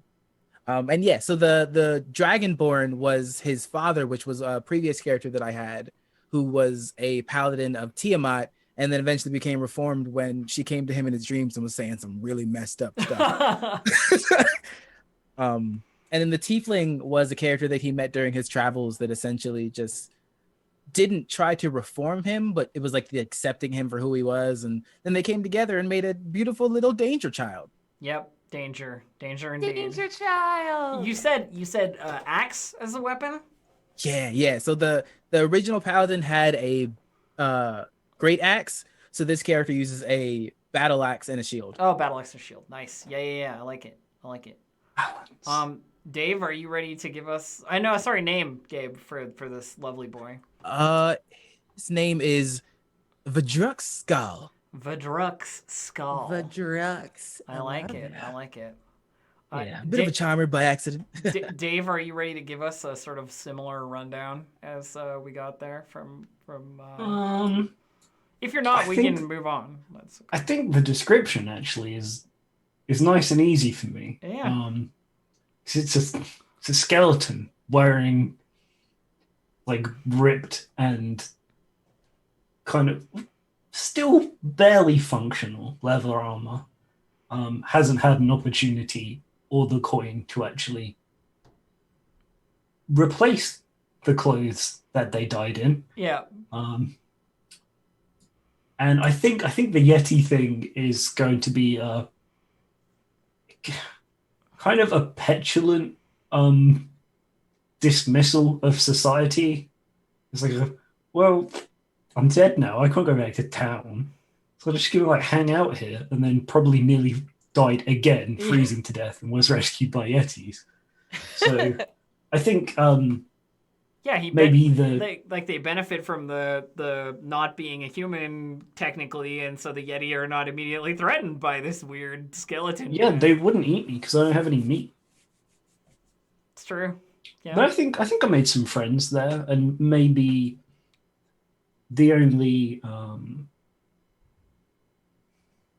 partly made accoutrement is, fur stuff. Yeah, like and some maybe white like fur. a bone necklace or something, but not people bones. Actually, it could be some of my like vestigial bones that they help me make into a necklace. Ones I'm just kind of not using anymore. Yeah, because I feel like skeletons are held together with magic, not actually like. You're totally right. Gotcha. I have a question for you, Dave.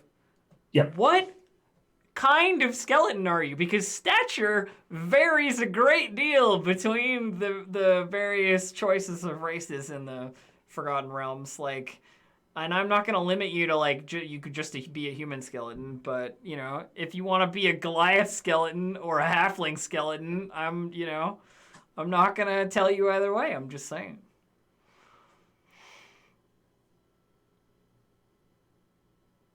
I think we'll probably go with. I think it might be interesting if it's an elf. An elf, yeah, like thinner, Ooh. like a little bit thinner, a little bit like. Yeah, and then there's the whole kind of the longevity of life kind of transferred over a little bit. I'm not super sure how they would have become a skeleton. I totally get it though. Yeah, it's like the length of life is still relatively. Yeah, they're always expecting to like live this long, but just kind of not in this particular way, probably.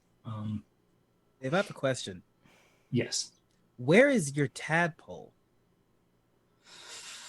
I thought the tadpole was nixed. I thought we nixed that one because the Yeti. Oh, I didn't know. No, 'cause oh, that's right. You did pick the Yeti. That's terrifying. Yeti. The tadpole is. Okay. Yeah. I think I Dave, like. Don't think about it. Take it more. back. Yeah. Okay. No, it's. I definitely was thinking about it, and chat was like, it could be like swimming in your ribcage. I was like, that's horrific. So I thought we'd just kind of pass over. Yes, that makes sense. It was replaced by the Yeti. Okay, got it. Yeah. I'm afraid I don't have a name for you yet, though. Here's the interesting thing. Gabe realizes that means people in this world might have it. It does, sure does. What I will ask Dave of your lovely skeleton fellow is do they hide? Do they like hide their skeletoniness, or is that just like a thing that they do? I think they will generally. I think the party probably knows. I Yeah. think we probably met when I was trying to come into town or something like that. I don't want to do the whole thing without everybody else's input. I think it makes sense for them to know, but they have since helped me like kind of hide it. Yeah, Maybe I got like a rusty cast off helm like a from somebody. bot helm. Yeah, like the Dragonborn helm just like stuck on my head and just kind of rattles around. I think that would make sense to me. I think They sound great. Pronouns for them, Dave? I'm gonna go they them. Okay, they them pronouns. They're a We're into skeleton, that. so that It's makes good life. that makes a lot of sense. I'm assuming he him for your Dragonborn tiefling fellow. Okay, but I should have asked. Yep. Aki, can you tell us about your fine individual? Yes. Yeshavan is a 6 foot tall, very slender, but very well built Kalashtar with kind of bluish gray skin. They don't look undead or anything like that. Like, it just looks like maybe that's just their coloring, but it's kind of this very soft, blue gray kind of slate almost kind of coloring to their skin, and like black eyes and like short, cropped, curly, like a very tiny little fro. Like, it's just real tidy.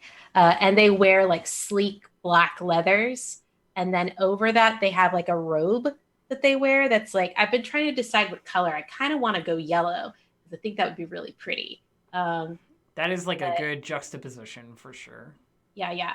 Like a really beautiful, like almost like brocade kind of yellow robe, like almost like a kimono-esque robe kind of deal. It's just, yeah, very, very pretty. And they're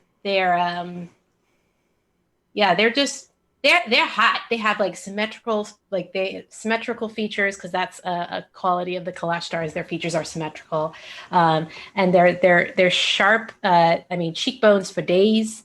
Yeah, they're a very, very attractive young person. They're only 24.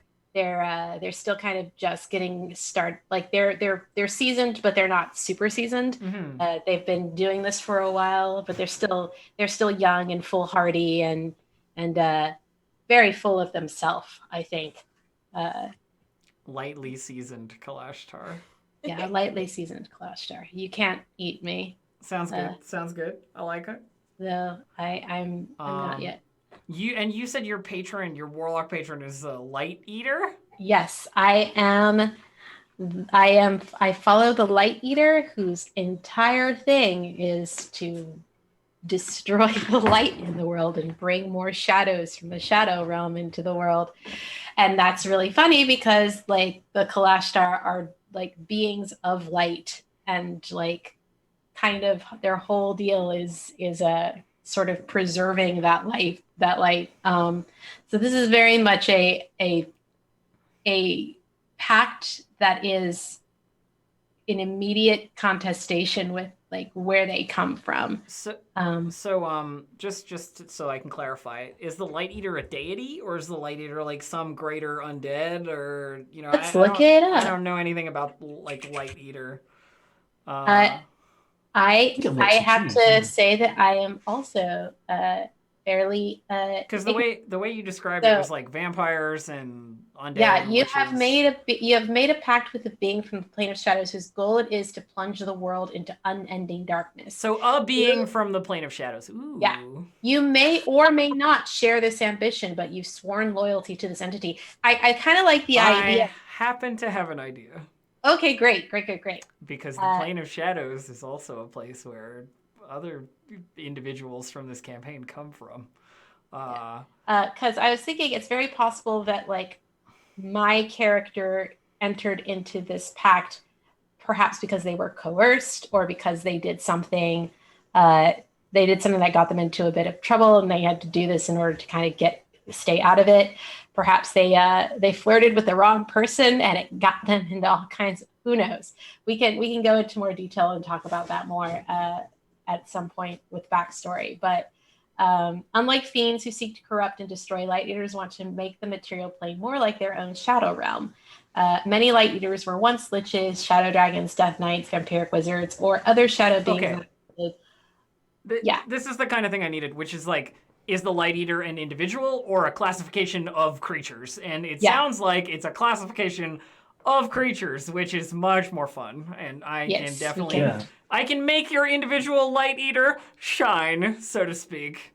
Well, I picked some very interesting cantrips and spells that still really lean heavily into, as a Kalashtar being a being of light that I'm excited about. So I let that influence my spell choices as well. So pretty excited.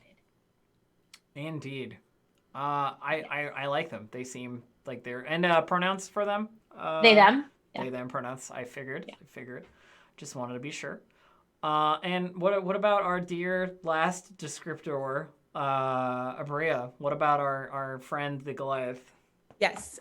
So for a name, I'll go and change it in a second. I'm still working on spell stuff. But her name is Bursa Beastie. And she's an 8-foot tall Goliath.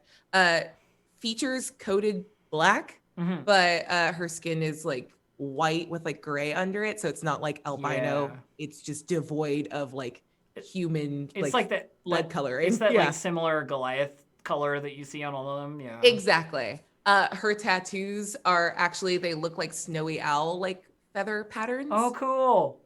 And she's just got like long white hair that's poorly kept.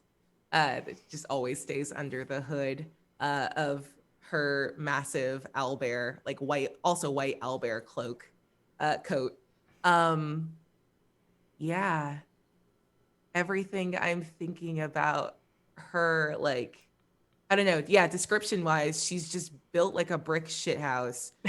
Super wide, super strong, like super broad shoulder. Like, it is very much a, like, if you saw a like polar, like a northern owlbear standing, this is the direct. There's like the human equivalent of that. Yeah.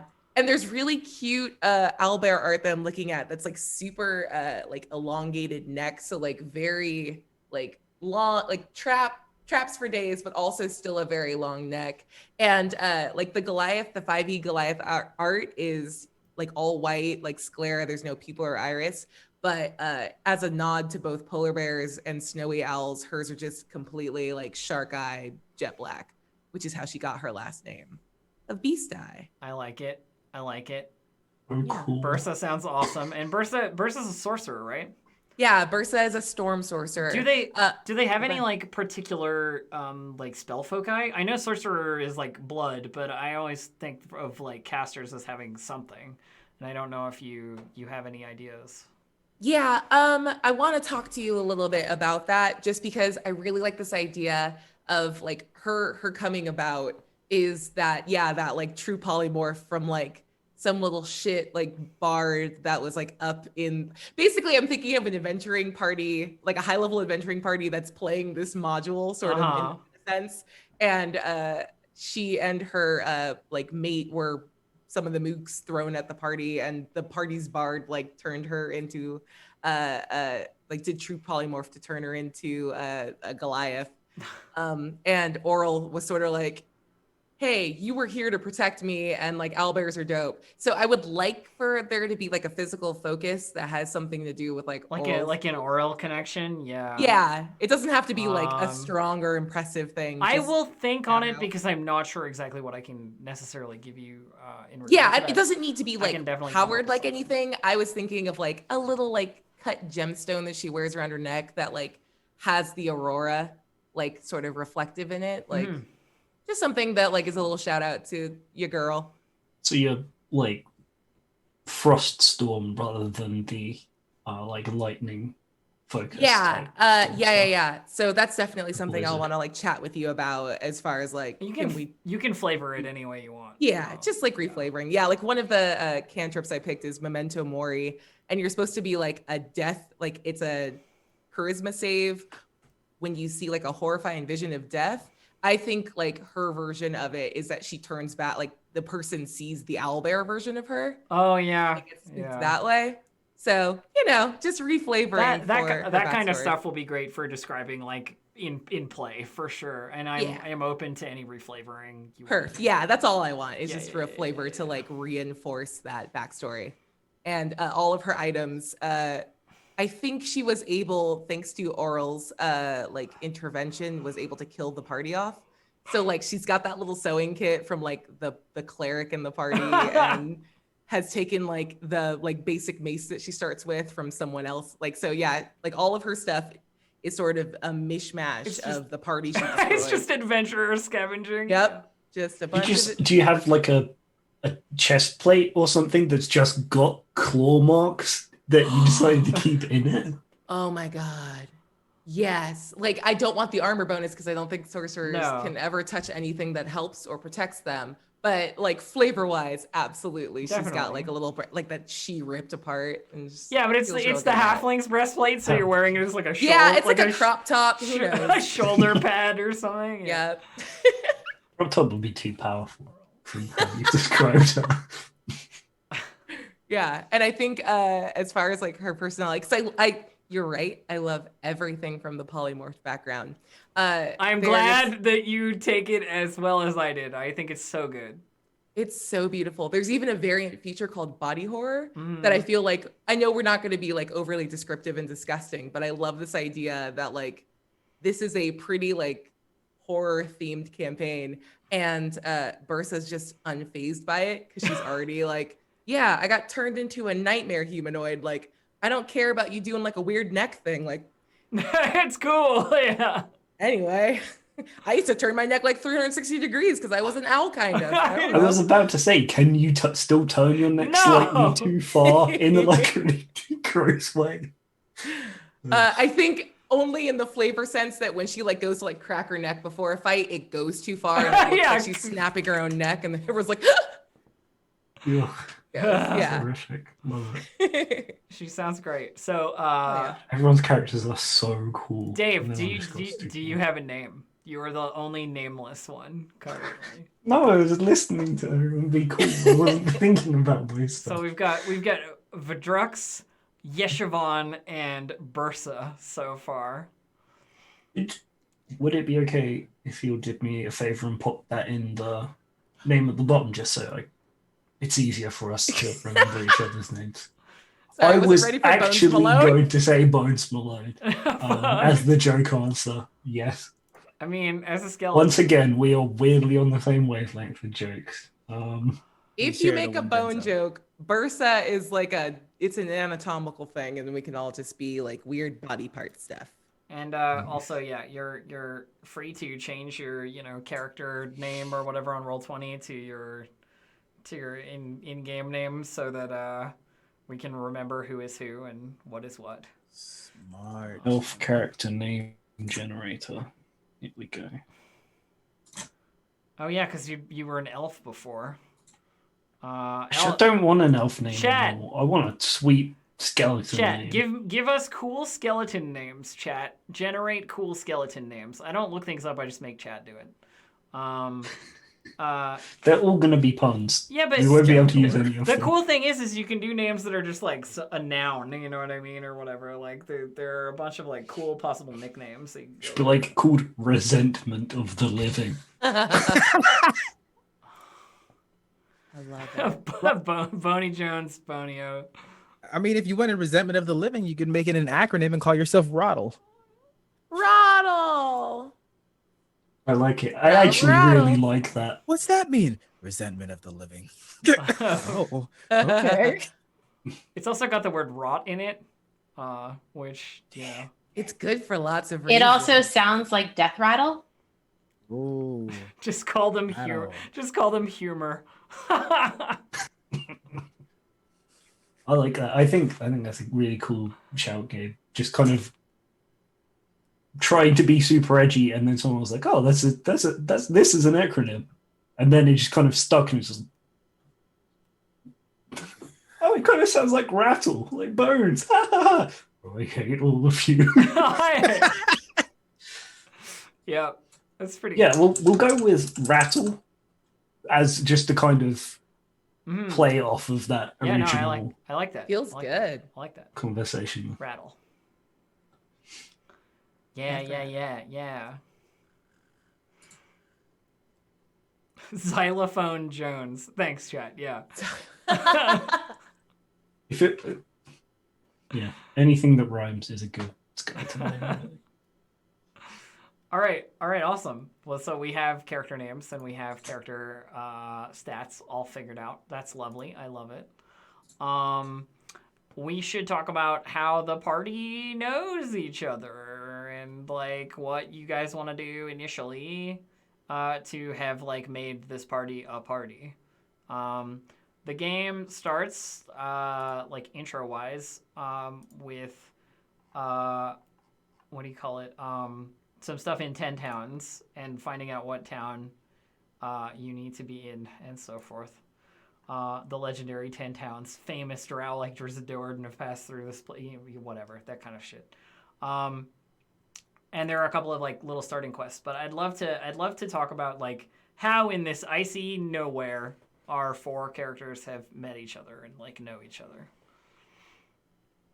Ooh. Fun stuff. So some of you probably are okay to be in towns, right?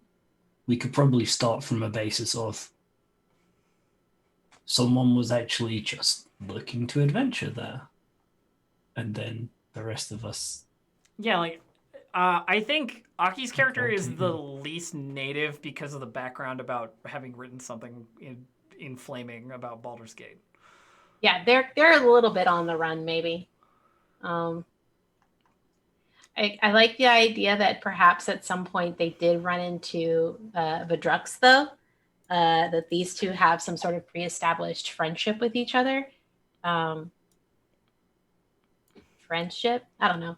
Stop flirting with me, Yeshavan. I mean... I know I'm gorgeous. I can't control it. Yeah, something along those lines. Sorry, I have to spend some time with this character to get there. It'll be fine. But yeah, I like the idea that perhaps Vadrux and Yeshavan had some sort of pre-established relationship with each other, knew each other for some reason or another that you and I can talk about at some point. Let's do it. Yeah, I like it. I would, if it's okay, Abria. I think the idea, I saw someone in chat say that we probably met in the wilds before coming to town. Absolutely. Mm-hmm. Just both kind of stumbling through snow and both kind of in the position of being like, we're not super going to fit in as is. Maybe like the helmet that I wear is one of the Dead Adventurers ones that you were just carrying around. Hell yeah. Oh, I like this. Okay, so Yeah. you guys made weird non-human friends, you know what I mean? Weird Couple, let's go. Yeah. We're buddies. monster friends. Monster What's our in? Are we saying we're like mercenaries or something? Or Well, the really fun part, if we're talking about like very recently, maybe not very recently, but like less than a couple of months after this polymorph happens, right? Is that Dave is an experienced adventurer skeleton. You know what I mean? And so Yeah. so Rattle has the in my mind has the experience over Bursa in terms of interacting with people as people. You know what I mean? Hell yeah. So I feel like there's a lot of like, don't eat them kind of you stuff look going more on. humanoid, but I'm the one who has been human before, and we've just got to try and make it work between Nice. us. Do you speak any like weird special language? Because I want to go back. I have an extra language slot, and I want to tweak it so we can have like monster talk. You know. I speak Yeti. Okay, can I please switch? I picked bird folk for no reason. Can I have Yeti? Because it's just monster talk. Yeah, you got it. Sweet. And I'm like, yo, can Yeah, I you please mean, explain to me owlbears and how yeti have to like be- got to be tight, right? Like For that's sure. just makes sense. Yeah, they just talk Yeti to each other. It's great. Yay! I don't think they're okay. And it probably works way better for you, like because I imagine Yeti is like really guttural and kind of roary. Yeah. It's actually super easy in both. Like she probably prefers Yeti because it's the closest to like the low tone she can hit with a crappy Goliath voice box, and it sounds the most like owlbear, so she feels close to normal.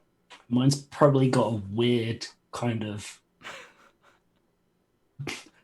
rattly like undertone to the deepness of it, I reckon. So I think it's Shake your I bones think we with a got some bad cool tone. stuff.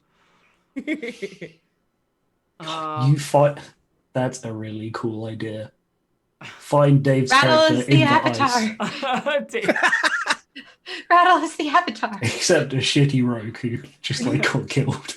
Can you imagine just like walking by and you hear a rattling sound? hey, And- hey, get me out of this! Like frozen in the snow. It'd be It's horrifying. just the skulls above the snow. The rest of the body you got to dig for.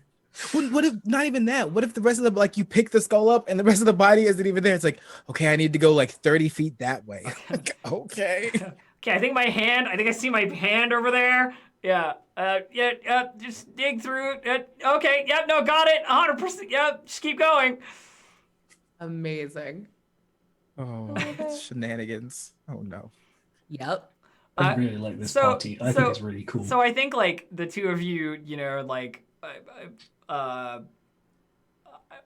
out of towners, meet up with the other two in some adventuring coincidence, as you do, and then figure out the party from there. Seems reasonable to me, right? Yeah. That makes sense.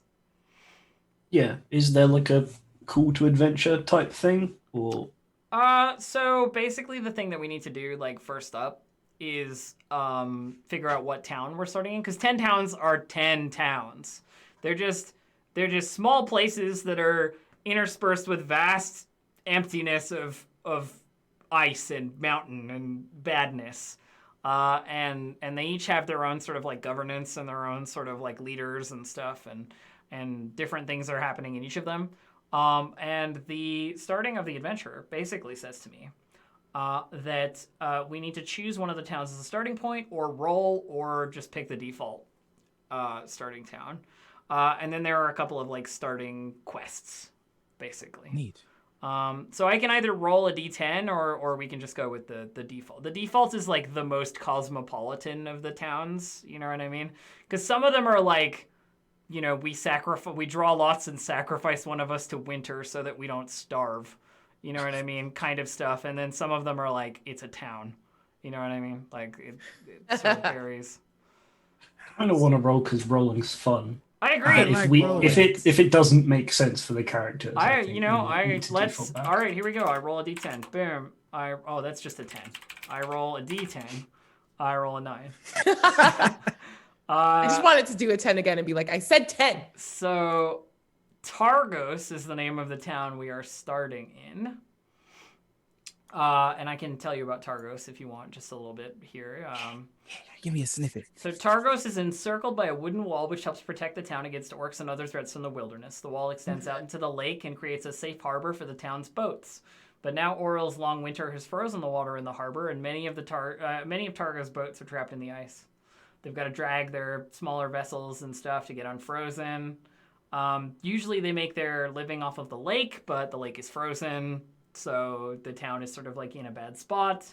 Almost everything revolves around fishing here, and Oral's endless winter makes it harder, but they ice fish nonetheless. Could I ask how long this endless winter has been going for? Like, when does it start? I will check for you. Yeah, I was just wondering whether the town would be in the process of working towards the ice fishing, or still be like, Yeah, I what mean, the fuck are we gonna do? some of this adventure is like, what do you call it? Like, oh, okay, I've got a cold open that I can read for you. Ha, cold open. And I'll just read it for you as a box text. Yeah. So here we go. Icewind Dale has become trapped in perpetual winter. Ferocious blizzards make the mountain pass through the spine of the world exceedingly treacherous, and this land has not felt the warmth of the sun in over 2 years. In fact, the sun no longer appears above the mountains, not even in what should be the height of summer. In this most frozen tundra, darkness and bitter cold reign as king and queen. Most Dale residents blame Oril, the Frostmaiden, the god of winter's wrath. The shimmering aurora that weaves across the sky each night is said to be heard doing a potent spell that keeps the sun at bay. Dale folk live in a scattering of settlements known as 10 towns. The drop-off in the caravans coming from the south and travel between settlements in this never-ending winter has left everyone feeling isolated. Although each town has resolved to appease the Frostmaiden with sacrifices of one kind or another, no respite from winter's fury seems forthcoming. For adventurers such as yourselves, 10 Towns is the place to test one's mettle, and in the spirit of heroes who have come before, leave one's mark on this frigid, blighted land. That's the box text. Nice. So it's been 2 years, Dave, that there have been endless winter and endless night as well. Once again, I say in character, what is the problem? Good question. So, I guess if you're super into it, heading in and kind of living a humanoid life is something you are begrudgingly doing as well as I am, then you would rather just be chilling as an owlbear, but you gotta kind of do human stuff, otherwise you can't survive as a human. You gotta kind of do human things, yeah.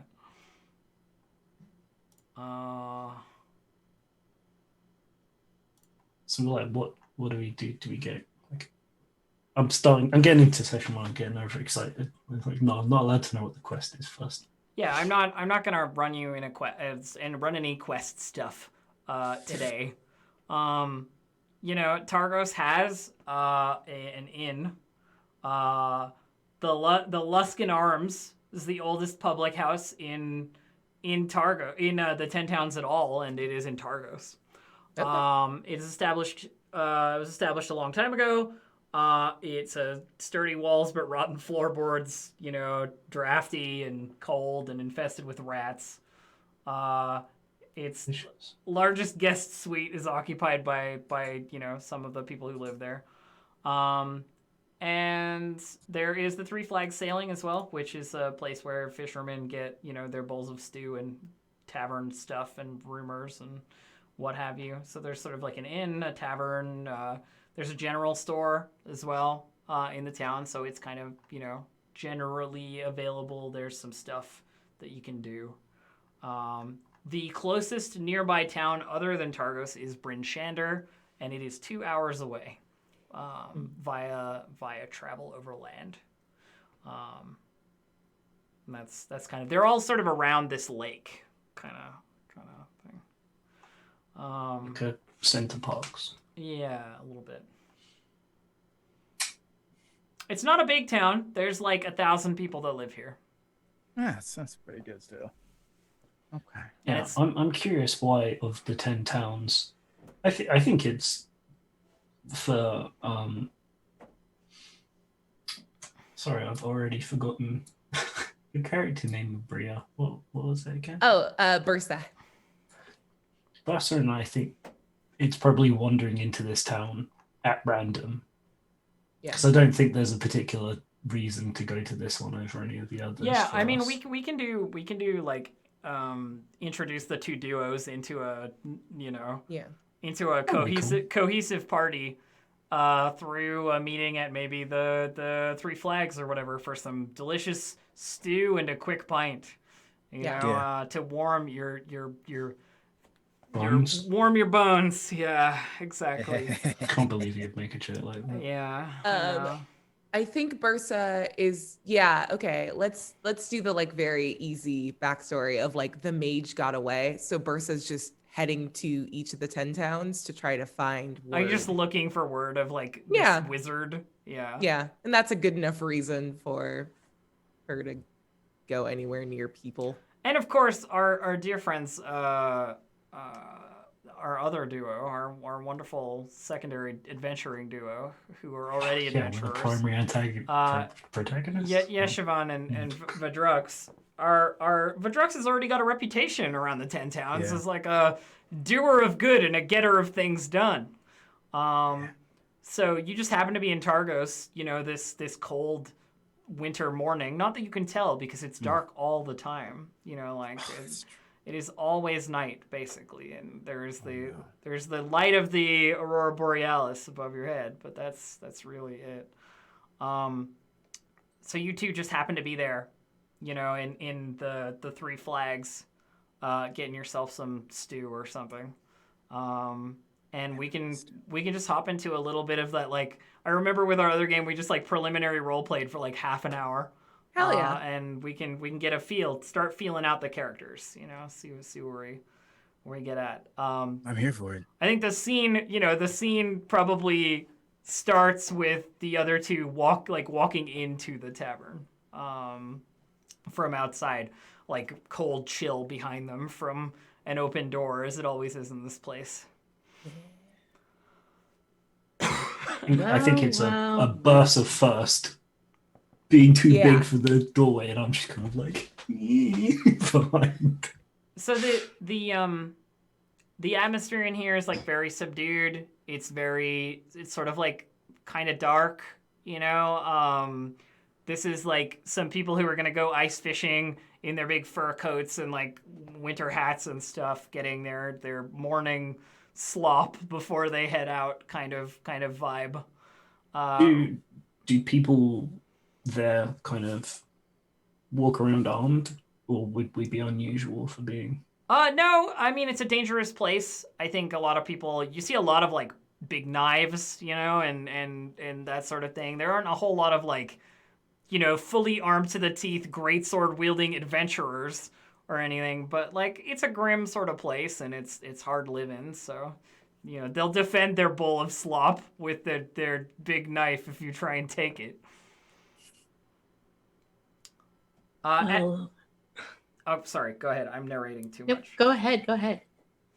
I've basically done. I was just gonna be like, there's also a plump gray-haired widow named Ethan, who you've probably met previously, who runs the place, and she just looks like she's constantly stirring some pot or working on something, in behind the in the kitchen area. Yes, female barkeep animation. Mm-hmm. Yeah. So Bursa bursts into the room, and I think in this sort of like preternatural way, like the lights, like the sconces sort of flicker, and with her, like too much cold comes in.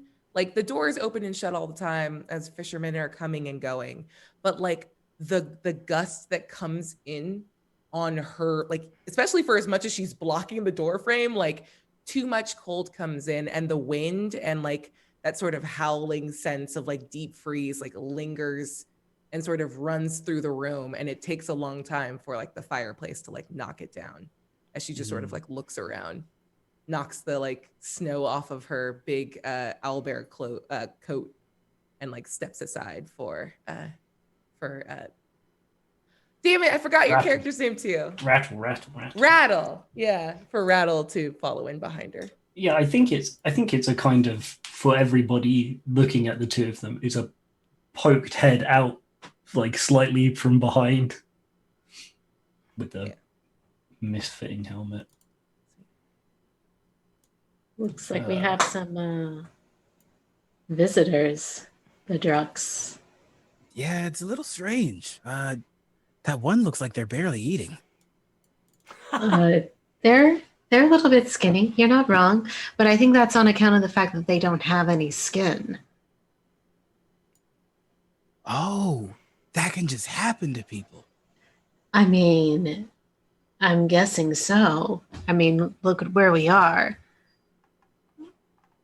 What happens, do you think, if like they drink water? You got me, but we could invite them over and buy them a drink and see what happens. Skinny, tall. Come here for a second.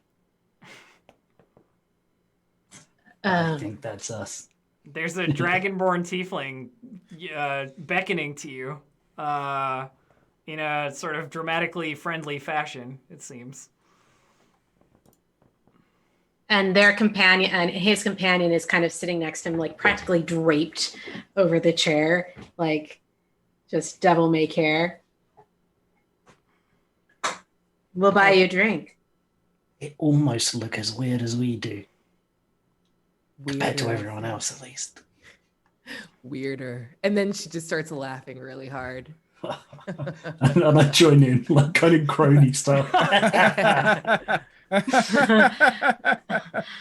Jones is just awkwardly laughing with. I'm going to walk over. I'm going to do the Riker sit. Spin that chair around, baby. Mm-hmm. Oh, that's right. So I'm not wearing armor, so I'd be in my white suit. Oh. A look. Haven't seen you two around these parts. Have you been looking? I mean, I'm always looking.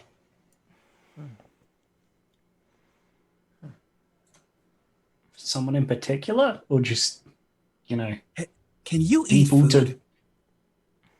to That's a really shut up. How can you tell? We thought the disguise was pretty good. What disguise? Just Got a gonna helmet and like, gloves and stuff. His like You're- neck bone or their neck bones are like visible. Yeah. I bad. mean, you're not fully covered. And you're not wearing a coat. Like you're one of the few people around here who doesn't seem to need one. And you can kind of see through whatever is left of your clothing there, just a little bit. The two of you hear a growl as I say to Rattle in Yeti. If you want, we can just kill them. In your cover. I look at Yeshavan. And it's not Dragonborn, it's just me growling at you. Yeah, I'll growl back and I'll be like, I'm sure you could, but we came here to make friends with allies. Fine. Give it a chance. You'll have to excuse Vedrux. He doesn't get out much.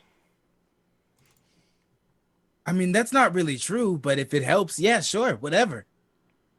I He- mean, yes. Ugh. You're I'm- a lot. I'm Yeshvan.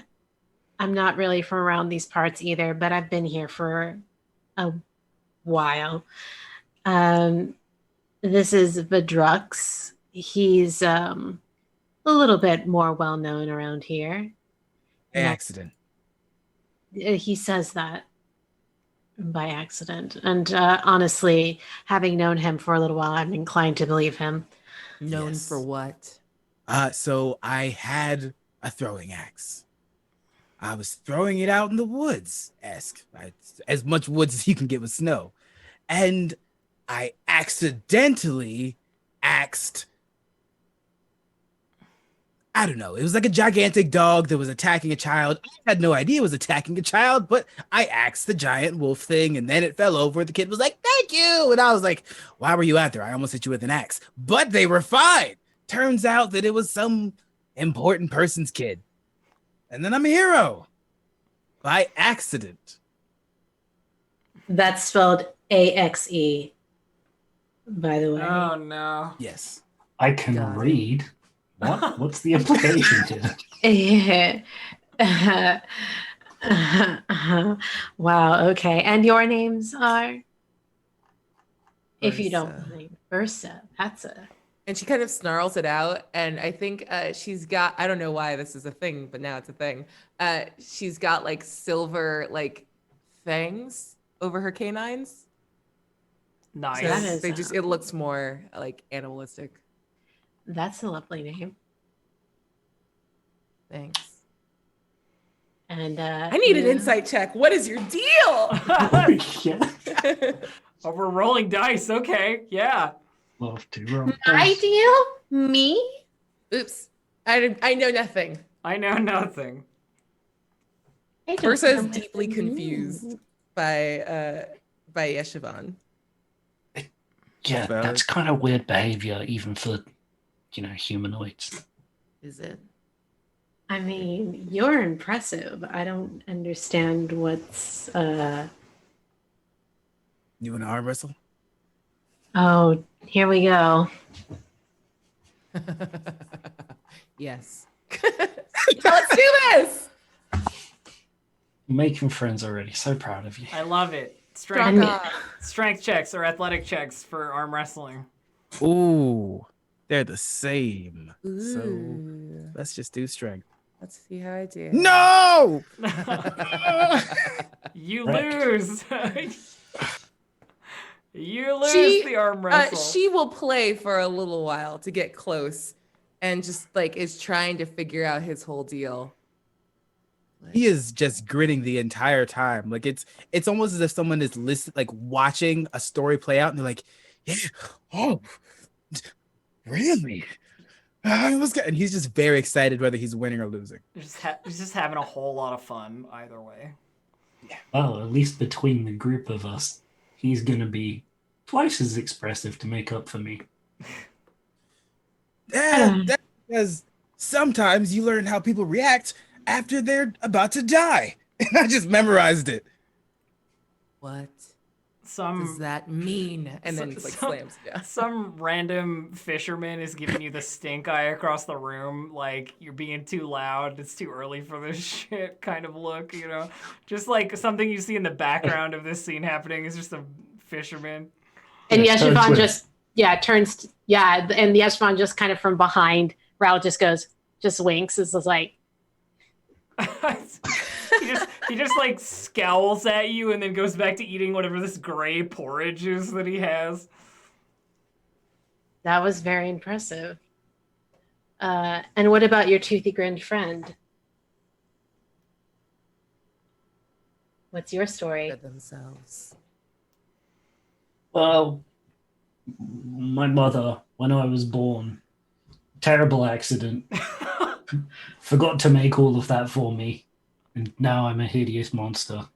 Oh. Hmm.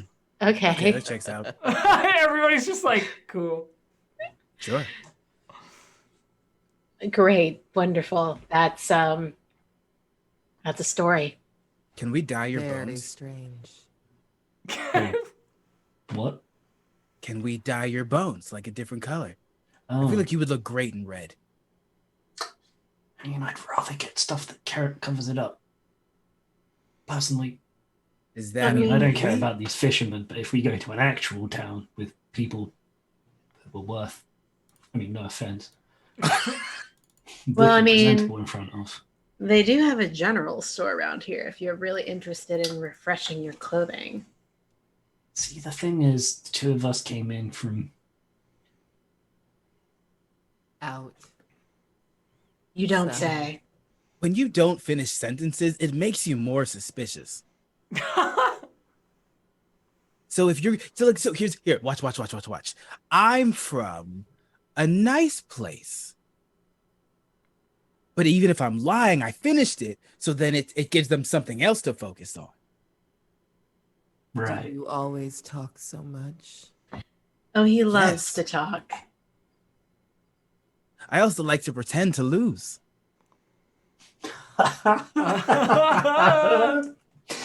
Oh, Go outside. I would love to see what color your bones are. Well, if you look at my horns, it's a pretty good indicator. And I think there's like a 10-second pause before she actually just starts laughing. That's honestly a very good answer. yeah. If I could grimace, it would be like, oh, Jesus, how's she gonna take this? Yeah, other acceptable responses are, just look at my teeth. Oh yeah!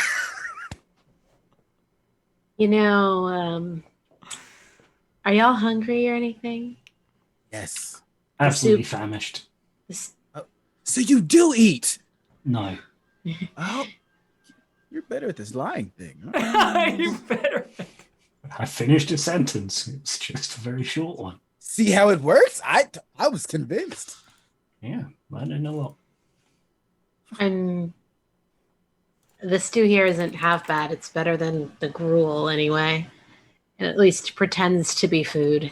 At the mention of food, the like gray-haired, rather sort of pudgy widow woman looks up over the rest of you like, are they gonna order something? Are they not? You know what I mean? It's like the like expectant server look, but like she doesn't pay you enough attention to actually ask. So 3 ales and three bowls of stew. Yes. We can She buy might eat something the for whole you. pot. Just, I mean- I've seen her eat an entire bear. Alrighty then. What's her name Cook it. again? It was- Ethan, I think. Ethan. Yeah. Ethan, dear. And she looks up. She's like, "You want something?" Food? Sure. We'll take ale for the table and as much stew as you think this one can hold. She looks Bursa like up and down for a minute, She has a name. She told you. and then goes, "We'll start with one, I guess. Go from there. Real sticks to your insides, you know." No. And she starts like spooning up this like stew, and serving it up in these like little sort of wooden or like ceramic bowls. It's sort of non-uniform. It's like whatever dishware they could get their hands on. Alas, I shall not be able to experience the culinary delights of. Where are we again? Luscombe something. I don't know where I forgot. That's This, the 3 flags. this tavern is the Three Flags. Yeah. Yeah. That's... The Luskin Arms is the public house, like the sleeping Oh, place. sorry. You know what? I have an idea. What was your name again? I'm looking at you, Dave. Damn it. Oh yeah.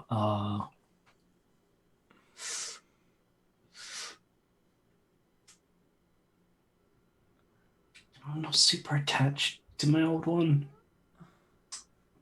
We like tossing around ideas as we came in. Not sure which one we're going to stick with yet. How about neck? Because that's what I noticed. It's a good suggestion. I was thinking more along the lines of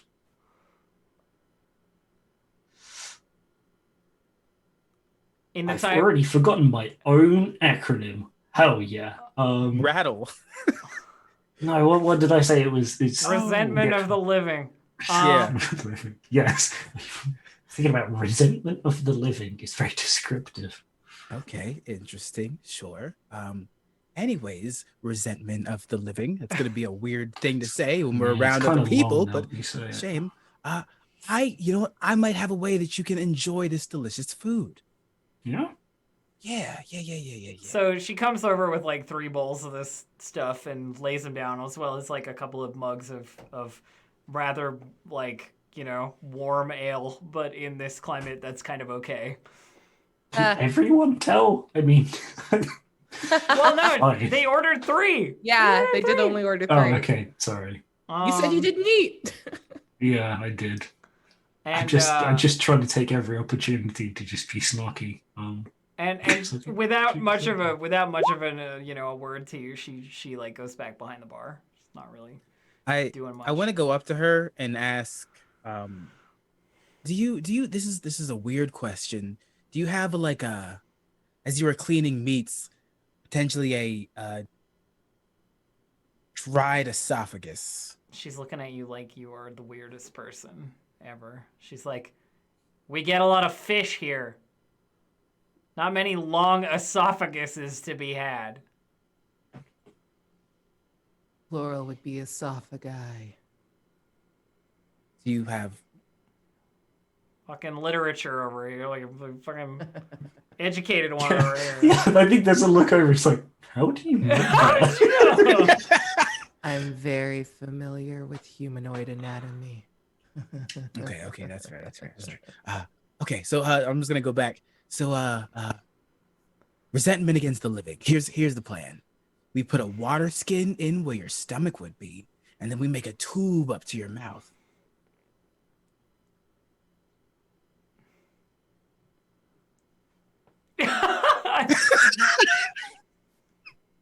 Maybe when you get to know me a little better. I don't want to touch that. I was gonna give it to you to do it. That's weird. Yeah, it is weird. But only weird because I don't want to put my arms inside of your ribs unless I'm I pulling kind your of heart don't out. know how that works yet. Like, if someone stabs me in between, like, do I still feel that? Do you want to find out? And then I pull out a battle axe. Oh, the moment you do that, Bursa has gone from attempting to. I rolled a 7 on performance to eat stew, so it looks like the Beast from Beauty and the Beast. Like, not doing a great job. Used to having a beak. Yeah, it's super. Like, what do you? I don't. Teeth are new and it's confusing.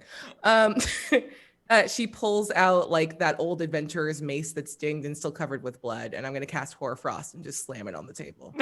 Okay. Oh my god! I wouldn't do that if I were you. And then Well, just I grab was- the whole bowl of stew. I just I was said asking for face. permission first. You should always ask permission before you everything guys for drugs. being- you That's guys just how that works. You guys being very loud and dramatic is disturbing the locals, and a couple of them like shuffle out, like glad to be rid of you. What are they gonna do? Fish us to death? Yeah. Do I look like a knucklehead to you? They could just- Move along. They could just Kinda. stink eye you to death. You know, it's fine. I don't know about y'all, but a fish hook actually is pretty painful if you get caught on one. What? Yeah, that would suck in your skin and all that. How would You you would know that? Well, yeah, you're lucky. What do you don't think have to do this that. is? What do you think this is? And they point to like a piercing in their face. I thought it was intentional. I mean, it ended up that way because I decided I liked it, but it didn't start that way. It ended up that way. Oh boy. Hmm. Interesting. I don't have any of those.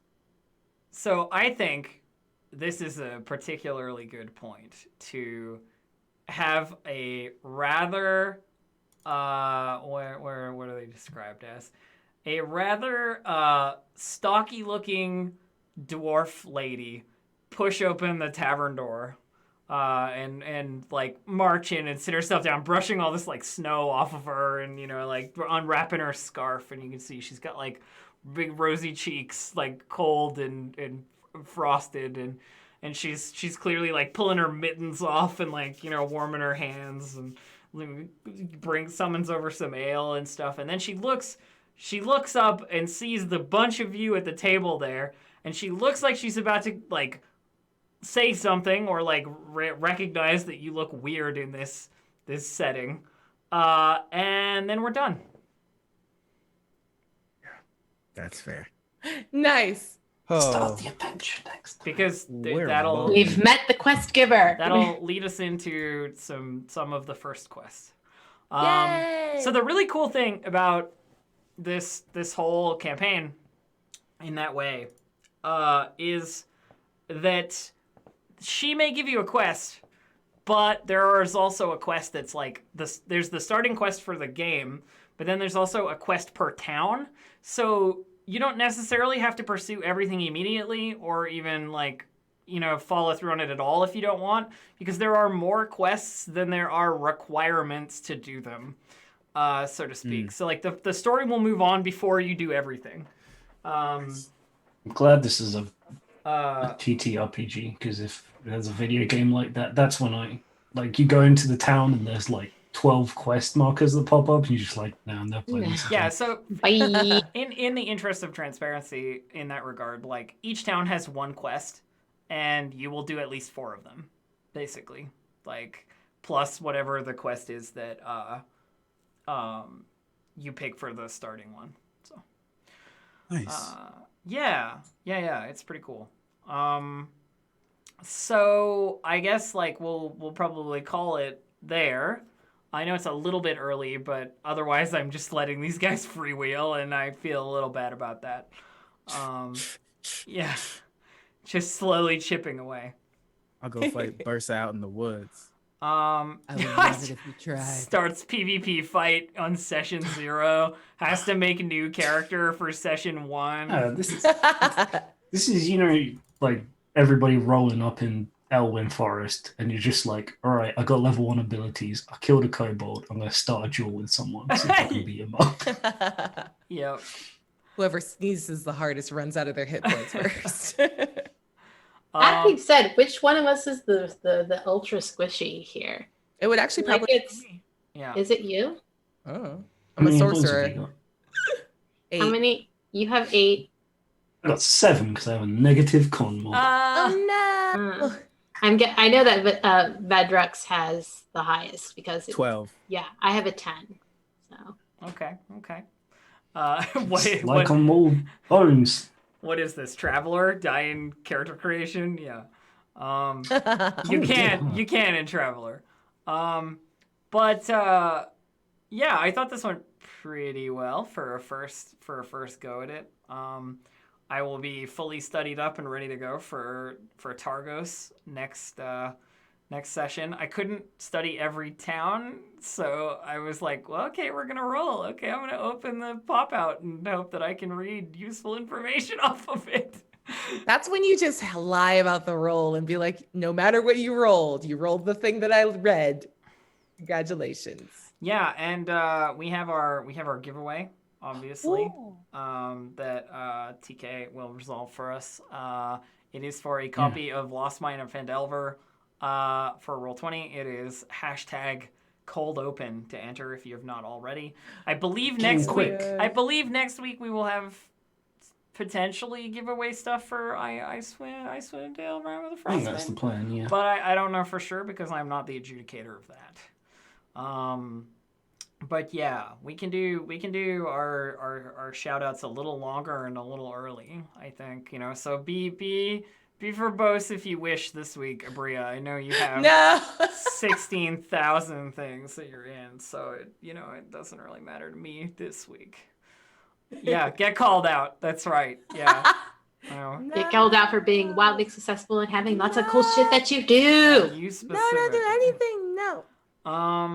So let's start with Dave. Dave, what are you up to in the coming amount? I don't know. Might make a skeleton race. Yeah, do it. Do it. I mean, the thing is, so many people have done it. Yeah, but But we just need one Yeah, that but- we can actually probably attribute. yeah, but Dave, I can't attribute those to anyone. So if you write one, it Exactly. will be the definitive solution for this Oh my campaign. god. Then we could put it on Roll20. Uh-huh. That wouldn't be good enough for Yeah, that. we could. Yeah. It'd be trash. Stop it. It's gonna be amazing. I'm gonna fly to England and beat you up. You won't. I will fight your bones. You won't know. You won't know if it's trash or not until you write it, Dave. That's true. That's true. That's true. Might do that because that would be kind of fun. I like doing stuff like that anyway. I realized, well, chat realized for me, I forgot to pick a background, so I probably got to do that as well. I think the dead one from the same supplement that the others were using Dead is good. probably makes the most sense. But yeah, not much in terms of projects during the week yet. I'll just be here next Monday, so see you then. Sounds good. Gabe, you want to hit us up next? Sure. What am I working on right now? There's a game that I've done consultancy for and writing for that's launching on Kickstarter, I think on the 4th, called Flames of Freedom, that is using the Zweihander system. Nice. And that's been a really interesting process to work with. I'm working with Tanya on the Into the Motherlands RPG that's coming out. And I think Heck it's yeah. going to be it's going to be airing in October. I'm excited about that because I've been writing on that like every day for the last week, just like churning out stuff. I'm working on a couple other projects that pretty much when September ends, I can talk about because I've been given dates for when things are coming out now, which is exciting. And then as always, I have Fridays at 10 a.m. Pacific time on the Roll20 Twitch channel. I do my tabletop table talk show where my goal is just to make you more comfortable in being a GM and remind you that pretty much anyone can do it, and it's just like any other skill. We just learn how to do it. There's all different kinds of styles. Aki, you go next. Hi, everybody. I'm Aki. You can find me on Twitter and Instagram at Mixgenie in a Bottle. That's MXGINIINABOTTLE. And I guess I'll do the full breakdown. It's been a while. You can catch me here, obviously, at 1 p.m. Pacific time, playing Rime of the Frostmaiden with these lovely folks. And then after this, at 6:30 p.m. over on Q Times, you can see me playing Star Trek Adventures Clear Skies with the Streampunks. And then I'm actually, this upcoming Wednesday is the first episode of It Came from the Loop, the Tales from the Loop actual play happening over on Rule of Lore. I'm really excited. It's my very first time playing Tales from the Loop. We're doing a short 3-episode little thing, and I'm pretty excited. My kid is super cute, and I can't wait for you to meet them. And then I have a couple of other things that I'm really excited about that I get to announce soon. I don't know exactly when, but keep your eyes on the socials. And of course, you can follow me over on Twitch at twitch.tv/ShidareAki. That's SHIDAREAKI. And my entire schedule is also available over there. Wonderful. And finally, last but not least, Abria. You are muted, I think.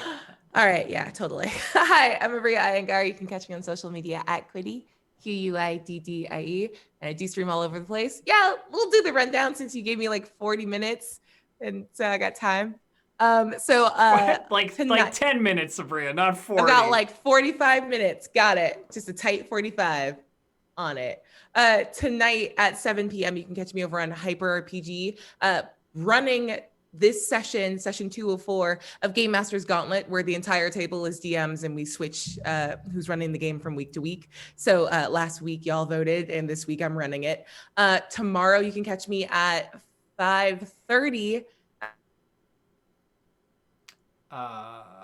Was that me? What? Or your microphone cut out? Oh God, is it gone? Can you hear me? No, I can hear you now. But okay, I tapped a chord and my microphone was cascading failure. What a nightmare. Operation Emberfall on Q Times at 5:30, followed by the series finale of Pirates of Salt Bay at 8 p.m. over on Saving Throw Show. We're all done with that, and we're going to finish super strong in Waterdeep. On Wednesday, you can catch me back over on Hyper RPG playing Spy Island at like 5 p.m. Yeah, I'm so nervous. I get so anxious whenever I have to be the bad guy. So hopefully I'll just roll well and I can just be a peaceful villager the whole time. And also, every Wednesday is a new release of an episode of Pirates of Leviathan over on Dimension 20. Episode 1 was last week and it was super fun. And we're starting off with like PvP. So it's going to be super good and wonderful. On Fridays, a new episode of 12-Sided Stories drops. It's a fully produced actual play podcast. We're currently running through Heliotrope, which is a Hack the Planet game that I'm running for the squad. At 1 p.m., I play a game of some sort of RPG with all of my coworkers over at Dice Envy, so you can catch me over there doing that. And this Sunday, you can actually catch me over on Felicia Day's channel running a D&D game for the Guild. So that's going to be super fun and wild. Awesome. Yeah. One other thing. I have a new podcast. It's called Storybenders, where my friend Josh and I just go through every episode of Avatar: The Last Airbender one by one. And episode 1, the pilot for The Boy in the Iceberg, dropped today. And it drops every Monday. I definitely didn't watch that 100% or listen to that 100%. Wait, are you serious? Yeah, I did, yeah. Oh, God. And then, of course, there's me. You can find me at twitch.tv/DistractedElf or on Twitter at DistractedElf, where I do streaming stuff and hang out with nerds, mostly. You're the nerds that I hang out with, chat. What are you playing right now? Right now I'm doing some Neverwinter RP stuff, which is pretty fun. It's some old school, multiplayer server, Ravenloft setting stuff, which is fun. And I think that's it for me personally, but of course from Roll20 you can buy now Rime of the Frostmaiden on Roll20, where you can acquire it and play this wonderful campaign along with us, so to speak. We will be back next week with our episode 1, our beginning of the adventure. And you should go to www.roll20.net and play tabletop games on the platform where there are many options available to you. I don't have a script for this, and I'm kind of just rambling it out. So there you go. That's it. I've done my due diligence. I believe the draw for the raffle has already been done. So congratulations, raffle winner. Good job. Or winners. And you can find more information where TK has exactly directed you via that link in chat right there. Okay, my dear friends, we will see you. Have a good one. Bye.